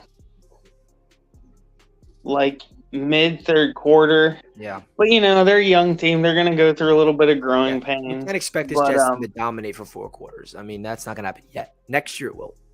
Yeah, exactly. The fourth quarter of all these games, we have destroyed teams in the fourth quarter. That is music to my ears, my man. Yeah. No doubt. Robert Saleh's changing the culture, my man. Anything you'd like to say before we head to the next caller, Justin? Let's go. Let's go get another one. Let's go get another one, my man. We appreciate the support, and hopefully I'll see you next week on another Victory Monday. Yeah, absolutely. Thanks again. Always, Justin. Thank you for the support, my man. All right, another great caller. Again, if you want to join in, you guys know the link is at the top. Let's go, baby. Oh, my gosh. I'm so pumped up. Hey, we got Josh tuning in back-to-back Victory Mondays. Let's go, man. Oh, my gosh, dude. How are we feeling right now after that? Oh, my goodness. Flex on it was crazy. It was crazy. I couldn't believe what I was seeing. Like, so like, in the I think it was like second half when they were starting to come back. It was up 19-17. I was like, oh shit, here we go. So yeah. but then I'm like, all right, I kind of forgot what happened. But I was on the phone with my dad when I was watching the game, so I was talking to him while watching the game, and then all I remember was Quentin Williams getting that home recovery and trying to get into the end zone and stiff arming Tyreek Hill to the dirt. Get him out of here, man. We ain't want him anyway, for real. Like, so I'm actually glad that we didn't get Tyreek Hill, because if we would have got him, we would have never had Garrett Wilson, Breece Hall, Breece the Beast. See what he did. Like, I can't. Hall or Garrett without that. What you think about it, dude? I mean, I'm on cloud 9 right now. I'm still at a loss for words about the fourth quarter Jets. I mean, you have to make a T-shirt or something about that. Who would have thought that this team could be able to play this well? We're outscoring teams 79-20 in the fourth quarter. That's Robert Saleh right there. It's Robert Saleh and Flowers. Yep, and Joe Douglas too. Yep. Oh, Joe Douglas. Yeah. He gotta take off his hat to him. Man. Oh my gosh. I can't believe it, man. But we were hyping up this team so much in the offseason because of the job that Joe Douglas did. So it's so refreshing to finally see the hype come to fruition. Yep. Yeah. That's why we were saying Sauce, Breece, Garrett, adding to Elijah, all these guys from the draft, man. Joe Douglas. Man. Whew. We're gonna see what we got going on for the rest of the season. It's looking good so far. You gotta keep stacking these dubs, Just keep winning. Like I've been having so much faith in this team. I knew 1 year we was gonna do it. 1 year was gonna do it, man. Yeah, man. This year feels different. It really does. It's a long way to go. We still got a lot of proving to do. But there's no doubt that Jets fans should feel very excited about the direction of this team. Yes, sir. Yes, sir. All right, Richie, appreciate you putting me on your channel again. Josh, I always appreciate you, brother. I'm going to see you next time when we beat the Packers. Let's go. Let's a week from now, Victory Monday. Let's go, Jets. Let's go, Jets. Woo! Hey, shout out Josh, baby. He's got his own YouTube channel. He posts Jets Madden content. Everyone go check out his channel. Great job over there. Always support the Jets content creators around YouTube. Oh, my gosh. I'm feeling good. Again, guys, if you want to join in, link is pinned at the top of the chat. Next caller, we got Andrew tuning in. What's good, Andrew? How you doing, man? Hey. Well, it's last Jets Victory Monday with the Mets dampening it at least. So from here on out, it's all going to be good vibes. But you know how it is. But I wanted to call and just because the kids are asleep and I'm off. But I want to shout out Brandon Nichols because that guy on every punt he was down there. He's the one that caught them in that little range there. at like the 2-yard line. I think he was like waiting behind to catch it, or maybe the second one, I forget. But he's always gunning down there. He filled in for Sauce a couple weeks ago, and they attacked him immediately, and he stopped it. And those are the type of guys I feel that like that will win you postseason games, because when someone gets hurt and you need someone to step up, they're going to attack. And having that kind of guy backing up your secondary, I'm a big Brandon Nichols fan. I think he's doing a lot. The special teams and everything, the whole special teams unit has been good since week 1. But I think it's just little stuff that people don't notice too much, and I'm sure the Jets coaching staff notices it. But oh my God, I love that you brought up Brandon Nichols, because that it's the little things in a football team that makes him different, and the fact that we're talking about a gunner on special teams, because it wasn't all Braden Mann with the punts. You got to get the guy to stop it at inside the 5-yard line, and Brandon Nichols was that guy. Him and Justin Hardy are doing their amazing job with punt coverage, because it takes 3 phases of the ball to play good. And not only in special teams, like you mentioned, Andrew, when his name was called against the Browns in the red zone, they attacked him twice and he locked it down, man. And he looked really good as a rookie last year, to the point where I thought he might be a starter this year. We got him for a couple of years now, so that's great. It's great. And that shows you the depth on this team, because that's what we're trying to say with all the injuries that we've been suffering all year long. Like, last couple of years, when you have depth, you feel comfortable about where the direction of this team in case injuries happen. And the Jets have been, Bryce Hall hasn't been activated because they got a lot of hope in Brandon Nichols to be that guy off the bench. Appreciate you. Keep checking out good content. Great call, my man. That was a great point that you brought up there. I love that you brought up Brandon Nichols. Thank you so much for the support, my man, and enjoy your day off on Victory Monday. Thanks, you too. All right, another great caller there. I didn't even think about that. Brandon Nichols deserves so much credit for everything that he did yesterday. It's the little things. Even if it was 2 plays on special teams, it goes a long way, because he the guy that set up that Sauce Gardner sack? Maybe. The Dolphins are not at the 1-yard line without that punt from Braden Mann and Eccles to stop them. Oh my God, great stuff. We got V-Man back in the building, ripping the guitar. He is the man. V-Man. You did it, bro. You're playing the bass. I didn't even notice. I wish it sucks that Jack isn't here when you're playing all these instruments, because Jack is a musician, right? Yeah, I know. He's mentioned that. Yeah, he's actually a music teacher at School of Rock, and then he performs gigs every weekend. I'm a rubbish musician anyway, so I can use a few lessons. So how you feeling about that win yesterday, bro?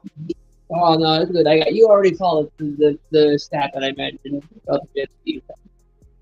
Say it again for the people that didn't see it.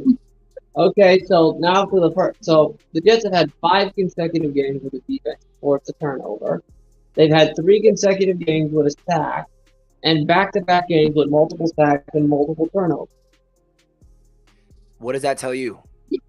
Now, this defense is a hell of a lot better than what it was the year before. I mean, we're 5 games in, we've already matched last year's total for interceptions. This defense is different, ladies and gentlemen. This team is different. Don't let anybody else tell you otherwise. It's proof. You look at look at the way this team playing right now. Like, who in the next 2 games scares you? Next 3 games. The Packers listen, bro. Now after seeing how this Jets team is playing, every game is a winnable game now. I'm serious. The thing is, the Jets always historically play the Packers tough. They always do. So, and if the Giants can beat the Packers, why not us? And I know next people are going to say, "Oh, but V-Man.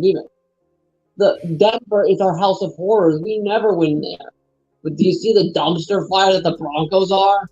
I mean, do you really think that Broncos can take, even if the Jets play off from what they're playing right now? Do you really think the Broncos are going to be able to capitalize on that right now? Yeah, I love the way that the schedule is coming out. I mean, going into the season, I wanted 4 wins before the bye, and we have 3 already entering week 6. I think 4 wins is the floor at this point. I think the ceiling you can look at I think the ceiling is I'm not going to say 7 because I don't think we're going to beat Buffalo. But I'd say our ceiling is 6. Yeah, I mean, if everything starts clicking for sure, like I said, 4-5 heading into the bye was a big positive before the season started.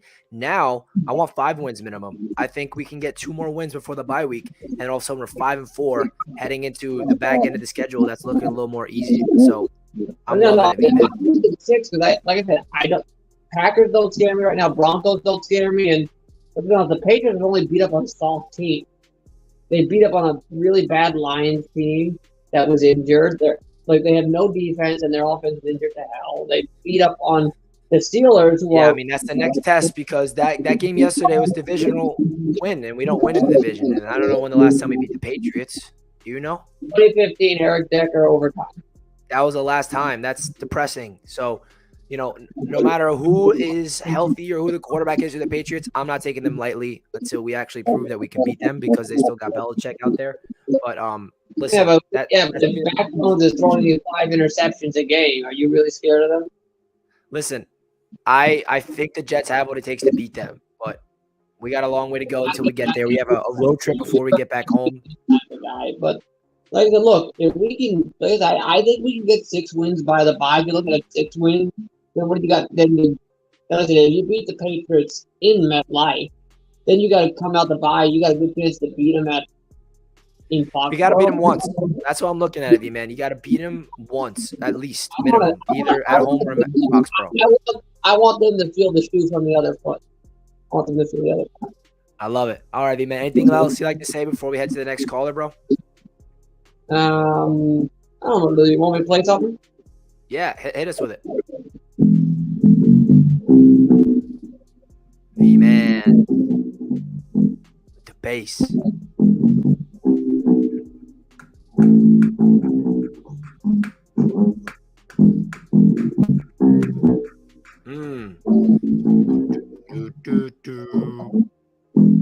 V-Man, we appreciate this. I love your outros. You're always coming on here with a new instrument every week. Next Victory Monday, I want a new instrument. And then we're about to go live with V-Man after another Victory Monday. I got guitar and bass. You want? I have high school recorder, but I'm not. High school. I'll play hot cross buns with you. I'll find mine. All right, V-Man. I appreciate it, my man. We're going to head to the next caller. Thank you so much as always, brother. Have a great rest of your day, all right? Bye. Excellent caller there from V-Man. Next caller, the man, the legend. It's Ray's back. Hey, what's sunny up? California. Sunny California. I got my little props up here in the background. Oh my gosh. Let's go. So are we better than the LA Rams and the LA Chargers? Oh man, I hate LA fans, man, from Lakers to name them. I'm a little disappointed in the Mets because I really would love to see the Mets come out here and do their thing. But hey, we're gonna enjoy the Jets victory. We got last week I said 8. We got 7 more weeks of winning, man. Let's get 7 more victory Mondays, man. Get that 10. That'll put us at 10 wins, huh? Oof. 7 more victory Mondays. I will be on each one, Rich. And also, check this out. Hey, check this out. Let's hear it. When you go on this round table, and I know it's open to everybody, but we need to do a Richie squadron. And look, I got I'm recruited already. I got my hat on. You call us and we'll come in there and support you. We won't let nothing happen to you, man. I'm already signed up. Let's get that Richie squadron. Let's go. Hey, don't tell any of the people on the round table. What if I surprise attack them and they have no idea you guys are joining and I just send you? That's what I'm saying. We get Richie squadron. You just send the bat signal up and we come on up in there. Oh my God, that would be hysterical. I might have to do that. Shh, don't tell them though. I don't know if they're watching this. Nah, but I love it, man. What I see is growth every week, and we're not even firing on all cylinders yet. And it's going to be real scary because as each week goes, we're learning how to win. There's always something that's added to this. And man, I can't wait. I was out here when the Rex and the guys, we came out. I bought tickets to the playoff game when we against San Diego. And oh my gosh, I had the time of my life. I'm feeling that same kind of energy with this with the solid group right now. So I already know what to expect. We're gonna shock them.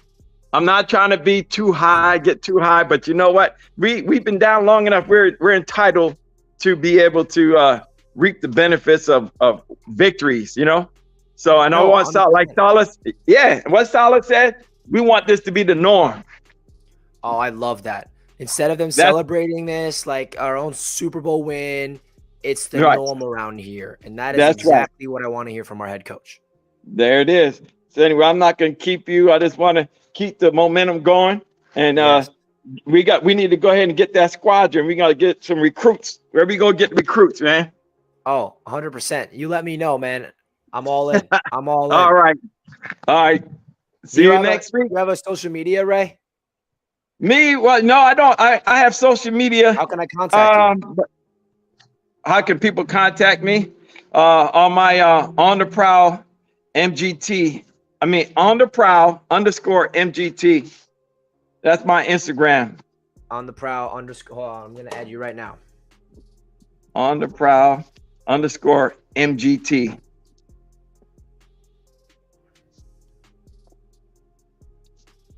Yeah, it just feels so good. I think I'll just sit out here and just bask in the sun, man. I got you, Ray. Just added you. All right, thanks, all right. Thank you, Ray. I appreciate you. See you next week for Victory Monday. All right, see you Wednesday. Squadron up. See you Wednesday. Let's go, Ray. Look at Ray in sunny California, living it up in Los Angeles with his Jets at 3-2, laughing at all the LA fans. Oh, we love it. Ray is a great subscriber here on the channel. King Jamie says, Ray looks cool. We should have a beer. Hey, stop in LA on your way to Hawaii and meet up with Ray. All right, next call is coming in. We got Omar. Oh, shit. Yo, what's good, my boy? You're live right now. What's good, Omar? As y'all can see, I'm at work right now, trying to get that paper, but you see I'm repping. Oh, always. Jets fans representing at work and at school with the Jets gear. We love it, man. How you feeling today? It's crazy. I went to the game yesterday. I wish I got a chance to see you, but what a game. Like, I want to ask you a question. How do you feel like,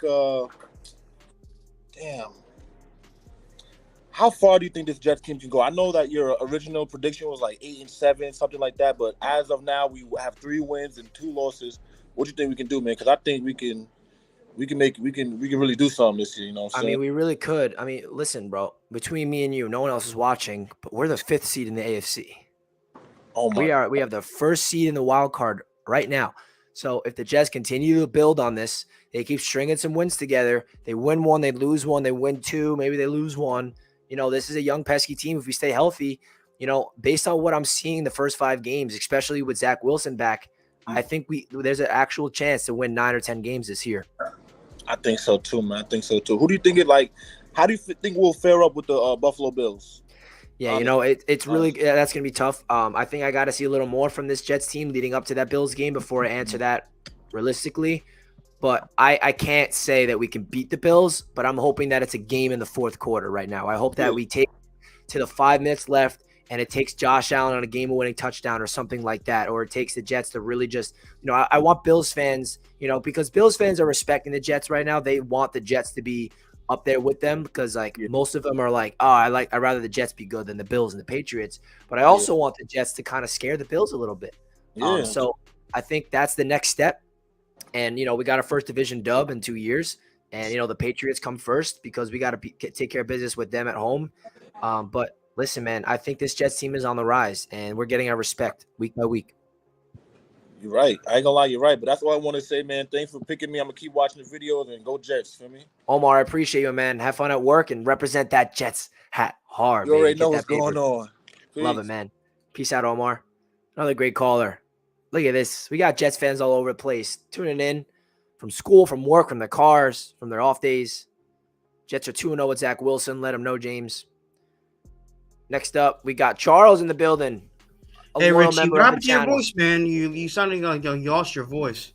Oh, it's gone, man. Did you see the vlog that I posted this morning from yesterday? No, I did. I'll check it out. Don't worry. Anyways, I was watching the rest of the game. That's why the voice is gone. Just letting you know. I was watching the rest of the game with my father yesterday. He's very impressed with Kwan Alexander. He loves Breece Hall. To me, the MVP on the offense is Dwayne Brown because he held the fort down at left tackle. He made everybody better. I mean, yes, we have AVT at right tackle, but he made everybody else better, including Lincoln Tomlinson, who I thought played his best game as a Jet on Sunday. And Connor McGovern played well. Nate Herbert played great again. And let's give some love to Sauce Gardner with his first career interception, man. That was a thing of beauty. And a sack. Oh my gosh. It wasn't a sack, it was a hit. What was it called? Force safety. Yeah. Listen, man, I heading into the season, I want to show you something. I have the Jets schedule right here. I printed out as soon as it was released. And heading into the season, I had the Jets losing both to the Packers and the Broncos. Of course, this was before how bad the Broncos became in the regular season at this point.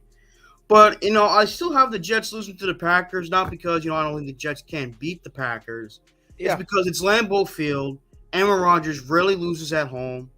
Aaron Rodgers is still one of the best quarterbacks in the business.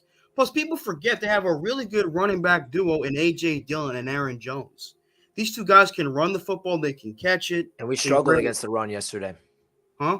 We struggled against the run yesterday. Oh, yeah, Raheem Mostert. I mean, who I think a lot of people forgot is a good running back when he's healthy. He carried the ball nearly 20 times for like 113 yards and a touchdown. He ran the ball very well against us. Miami stopped running the ball when the Jets started putting up points. Both the Jets and the Dolphins ran the ball down each other's throat. But it was the Jets, I don't know how many yards the Dolphins have. I know the Jets racked up 135 yards, which is phenomenal. But the key thing is that we got to stop the run. And I didn't think Skylar Thompson played bad. I mean, I know he got a sack, a strip fumble, and an interception, but he really didn't play too bad in my opinion. I know Teddy Bridgewater, hopefully he's okay by next week, that he got banged up on the play. But it was a clean hit by Sauce Gardner. It wasn't dirty, wasn't malicious. Yeah. Anyways, man, I was watching the rest of the game with my father. He was very happy that they won. I'm happy, man. I was like, it's great when you see the pops of this generation happy because they have been through way more than us younger Jets fans. You know what I mean? So it always feels good when the pops and the uncles and the grandfathers, whoever the older generation gets to experience these Jets victories because it feels like something is brewing in the right direction. And let's hope that this can continue, my man. I've been very impressed with Saleh. Yeah, man, he deserves a lot of credit. And I know there's a long way to go, but Robert Saleh, man, this team is buying into what he's saying. And that is they better because look what happened to Matt freaking Rule. I mean, he got his ass fired after 5 games. Yeah. So I'm just at a loss for words. Charles, anything you'd like to say, man, before we head into the next caller? Always appreciate your call-ins, my man. So I'm saying same here. Listen, something. I mean, what can I say? Hopefully the Jets do well on the road. These next couple of games. Hopefully, they stop doing these stupid ass penalties. And hopefully, the Jets play some more better football. Peace out, Richie. Great take, man. Charles, I appreciate you as always. Hopefully, I'll see you next week on the round table. Oh my God, what a win! I love hearing from you guys. Next caller, we got Naft in the building. Yo, hey, Richie, you're back from Israel, right? I'm back from Israel, baby. Yeah, what's up, man? Oh, for Victory Monday. What's up, dude? I have to say that. Actually, I'm not going to talk so much. It's pretty late here. We just finished the holiday. We started the holiday actually last night, so I wasn't able to watch the game. But I finished. Right what time is it? It's right now. It's like almost 9:00 at night. But we started the holiday last night at like 6, so I wasn't able to watch the game. And opened my phone 24 hours later. 3-2, baby. 3-2. 3-2, Let's bro. go. Oh, I love it, dude. This is such a great game, dude. I love that. I have to watch. I didn't even get a chance to watch the highlights, but I do know that. Shout out to Sauce for his first pick. I know Breece Hall ran for like almost 200 yards. I should have started him in fantasy. That was my mistake. I got killed in my fantasy. But dude, I have to tell you that I sent the video we did last week. I sent it to my family, friends, my dad actually.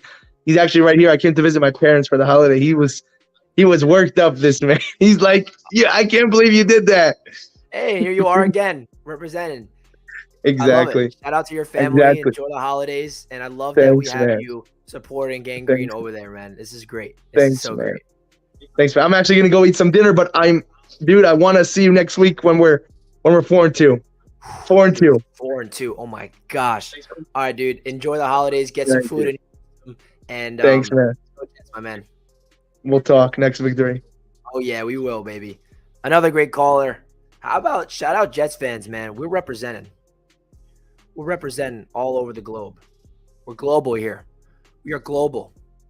Next caller, we got Bess. What's good, my man? What up, bro? Long time listener, man. Oh, I love to hear that, man. How you feeling today? Man, I'm ecstatic today, bro. Victory Monday, man.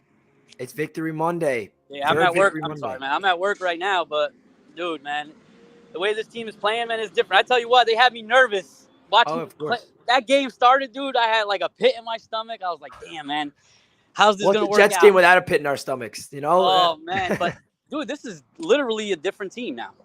It's not the same old Jets, and even the players said it. We don't care what happened in the past. This is us now. They weren't there for that past regime, whatever we were dealing with. But man, this is amazing. AVT right now, I think MVP, man. 100%. Doesn't matter where you put him on the line. Doesn't matter. What he's doing doesn't happen. People are forgetting it's just not normal. He's an alien.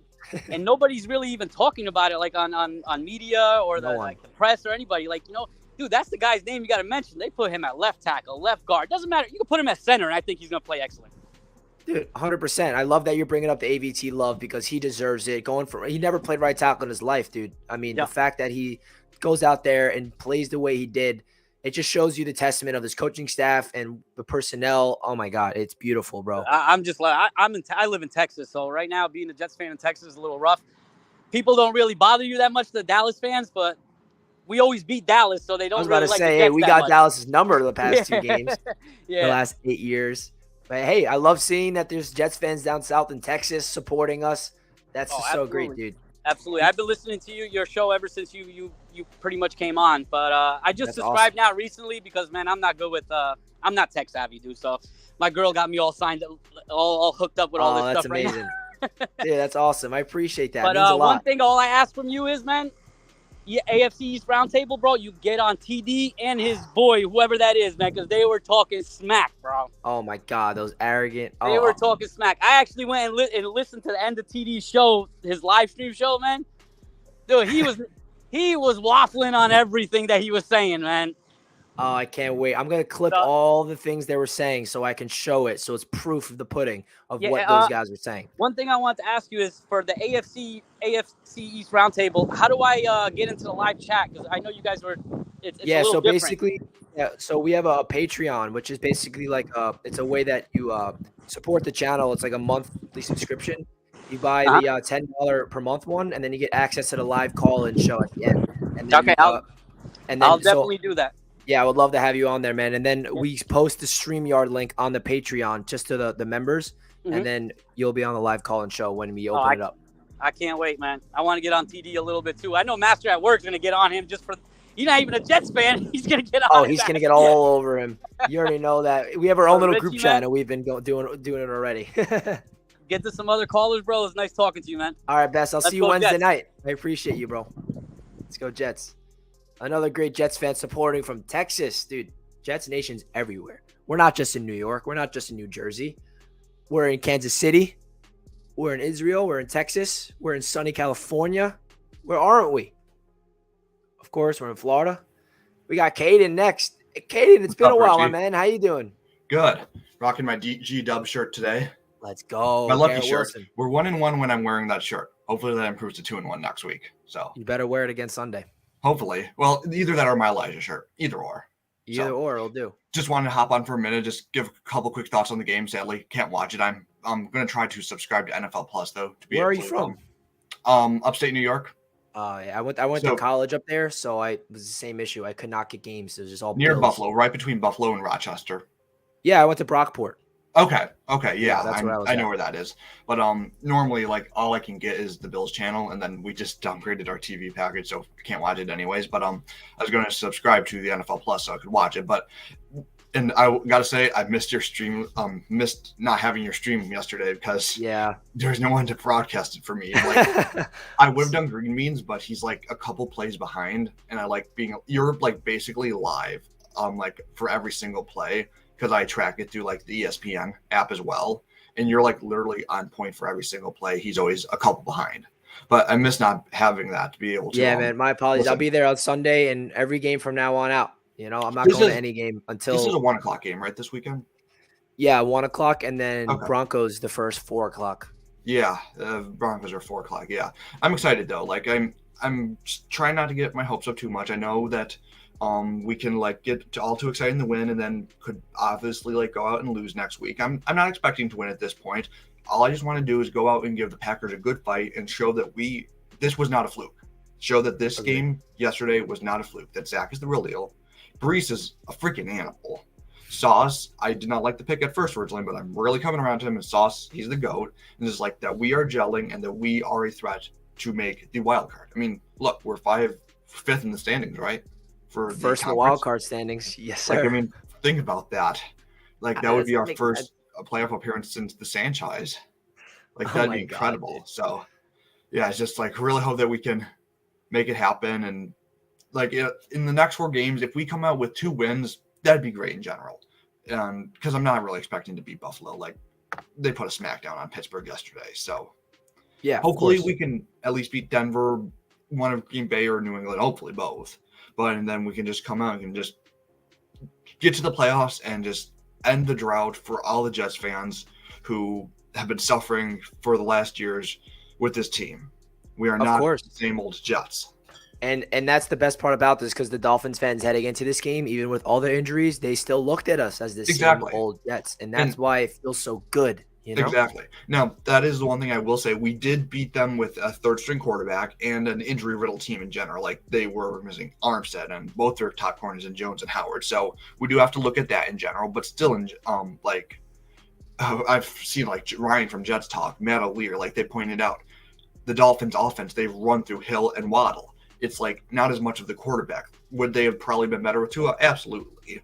But, in general, it's like really, it's just if they can get the ball to the playmakers, then it goes to them. But Sauce and DJ were able to lock it down, and did Waddle and Hill even get a combined 70 yards?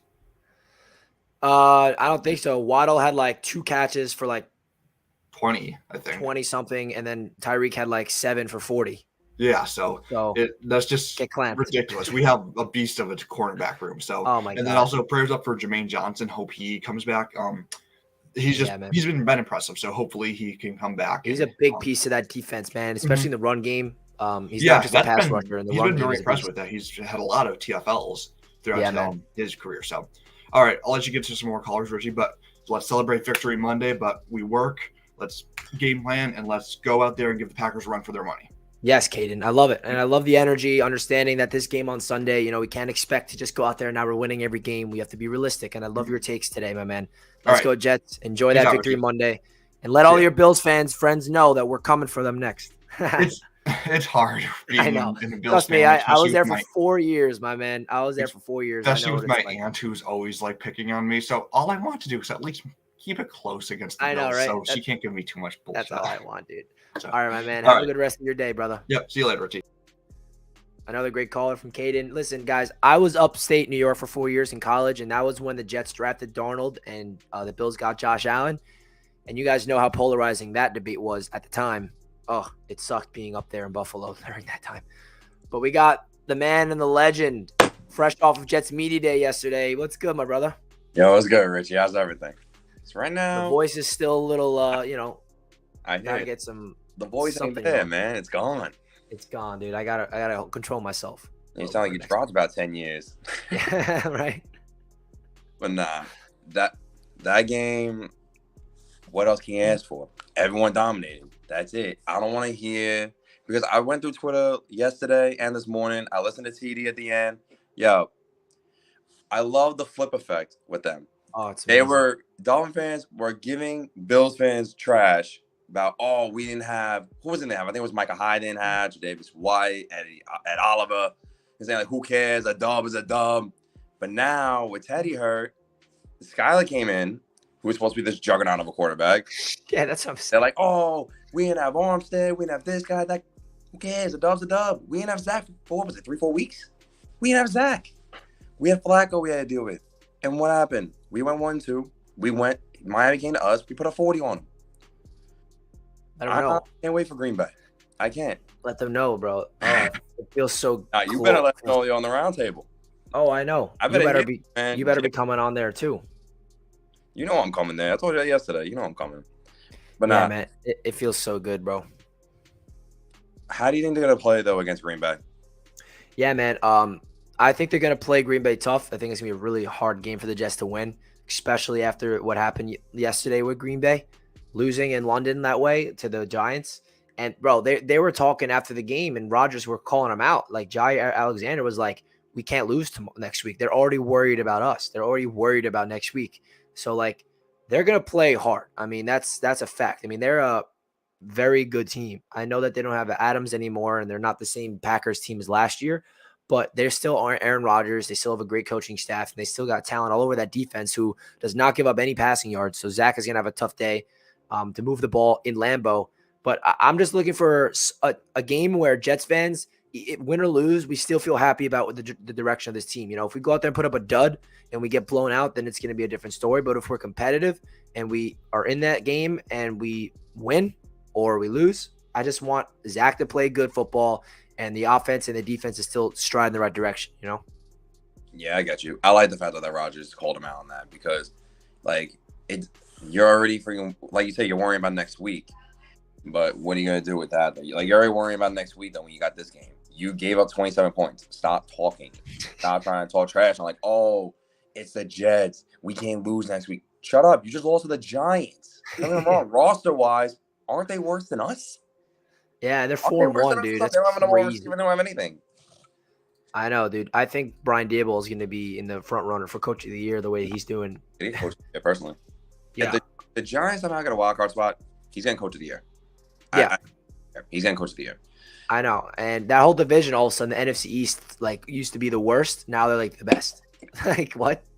Bro, I don't know what's going on over there. Cowboys somehow win with Cooper Rush. The Eagles are 5-0. Oh, my God. It's wild. Luckily, we're not versing them this year. So, bro, it's always a pleasure to have you on. I'm excited to have you on Wednesday night. It was a pleasure to have you at Jets Media Day yesterday. I hope you had a great time.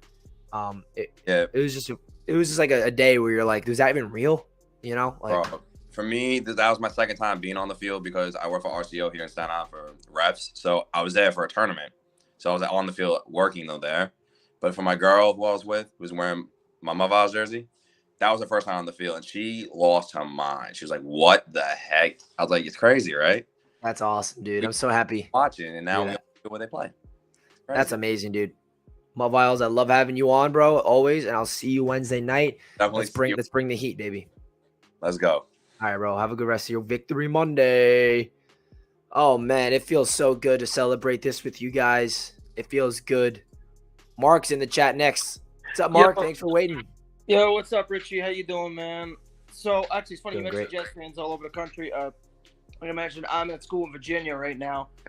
Nice. So, yeah, we're everywhere, dude. We are indeed everywhere. And I know the couple friends that are from Miami that were talking smack the whole week about the game. And I'm like, and now I'm like, And now they're silent, blaming the injuries. I will say, one of them did say, like, props to the Jets for coming out and laying a beating on them. So here we go. I will give him that. He was genuinely, like, cool about it. But That's what I I'm like to hear. repping my stuff today because we got a dub, and I'm really happy about it. So, like we were saying about Green Bay next weekend, do I expect the Jets to come out and dominate the Packers? No. But do I expect them to at least put up a damn good fight? Absolutely. Mm-hmm. Yeah, me too, man. That's where I'm at. We got a long way this week to prepare for them. I just feel like they got to scrap it out. If they want to win that game, everything has to click again. Yeah. I mean, because I feel like the best part about this team is they're young and they're getting better as every week. So if they get better, if they perform better than they did yesterday, that's how we win. I mean, that's really it. We perform well at all three phases of the ball, and I know it's asking for a lot, but I don't know, man. They're trending up right now. Yeah, and that's what, like, I was talking to my dad about it yesterday. He said, yeah, this team hopefully is on an uptick. And hopefully, next year or the next couple of years, I'm hoping that we're competitive all the time, because I haven't had a Jets team that way since 2010 with the Sanchez, when I was literally like 10 years old. Yeah, me too, bro. Yeah, that was the last time. 2009, 2010, how old was I? I was 11 and 12 years old at that time. Mhm. And it's been way too long. Jets fans deserve a playoff team, and let's hope that this team can just keep it up. Let's go week by week. Let's stack up the wins, and let's win in the division. Let's beat the Patriots and be competitive against the Bills, and then beat the Dolphins again in week number 18. And let's ride high, Mark. Let's ride high indeed, my friend. All represent right, represent the Jets big time at Virginia. Let them know that we're here, and I appreciate the call in, my man. Yeah, man. All right, enjoy the other callers. Love being on the stream, and I will see you on the AFC East Roundtable, brother. Yeah, man. I'll see you Wednesday night. Appreciate you. All right, great caller there from Mark.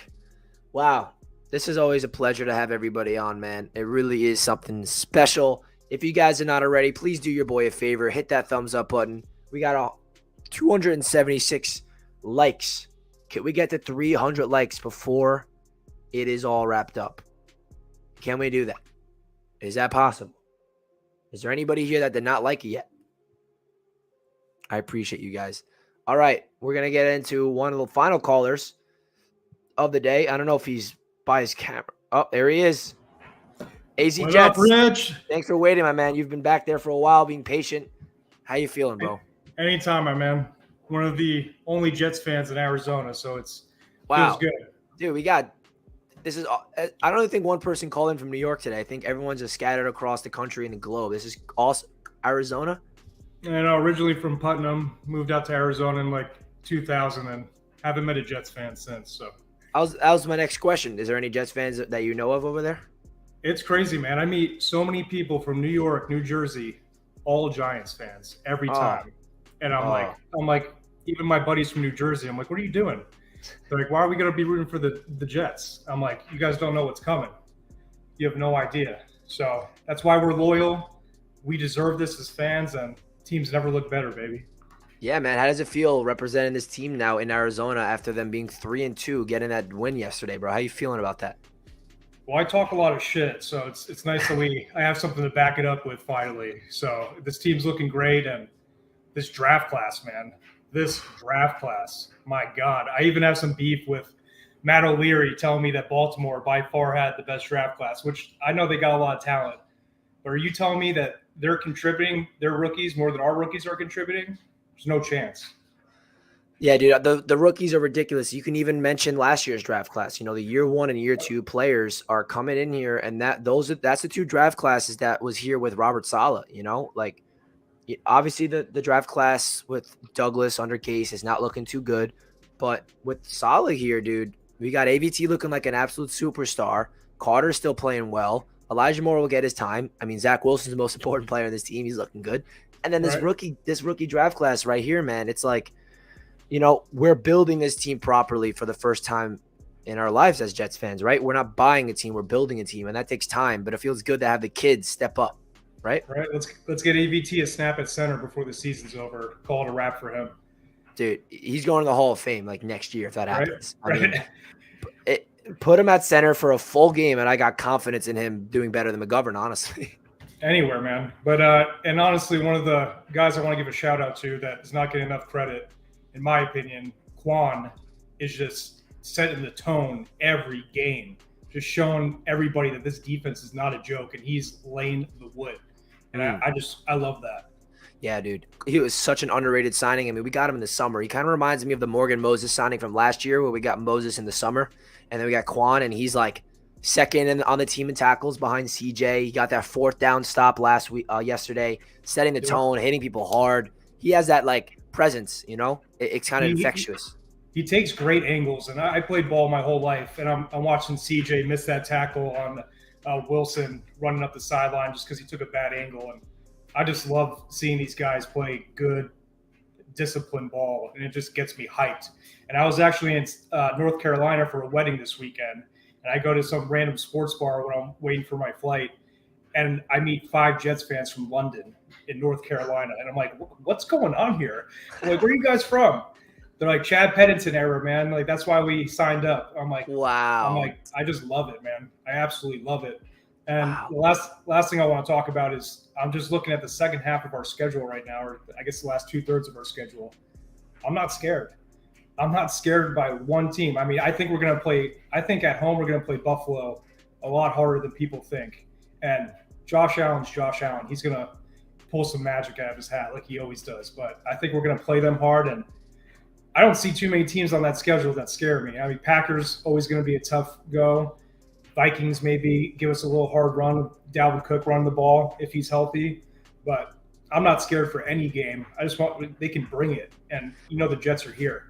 Yeah, man, this Jets team has proven that it doesn't matter the opponent. If they can click on all cylinders and play their style of football, we could beat anybody. And there's a long season to go, but I got a lot of confidence in this talent, and the coaching staff they really are impressing me week by week, man. They really have been. And it's all Matt about Rule the development of fired Zach. today. Oh my God. Yeah, Matt Rule's gone, man. Another guy that the Jets almost hired. Yeah, a lot of fans wanted him too, and Yeah. I get that, but I remember that. we've been making every right decision since Joe came, and there's obviously he's going to miss on a few people, but anybody that doesn't like Joe Douglas, you don't know what you're talking about. Seriously, dude, and it's awesome that we can finally, we were hyping up this offseason, right? The draft. Buddy. It's great to finally see it like on the field instead of us just like hypothetically in July, like, oh, we're gonna be so good because of X player, because of Douglas. Douglas deserves his credit, man. He really does. Douglas is like the savior of this franchise, and I'm so really happy is. that he's here because he has a long-term vision, man, and that's what it takes. Yep. Oh my God. Man. Well, thanks for having me, man. Keep Yeah, I doing can what chat you're Jets doing. with you all the time. You're I killing it. appreciate you. Yeah, buddy. Good seeing you, and go Jets, baby. Yeah, man. Keep representing the Jets over there in Arizona. Always, man. Appreciate the support. All right, guys. That was awesome.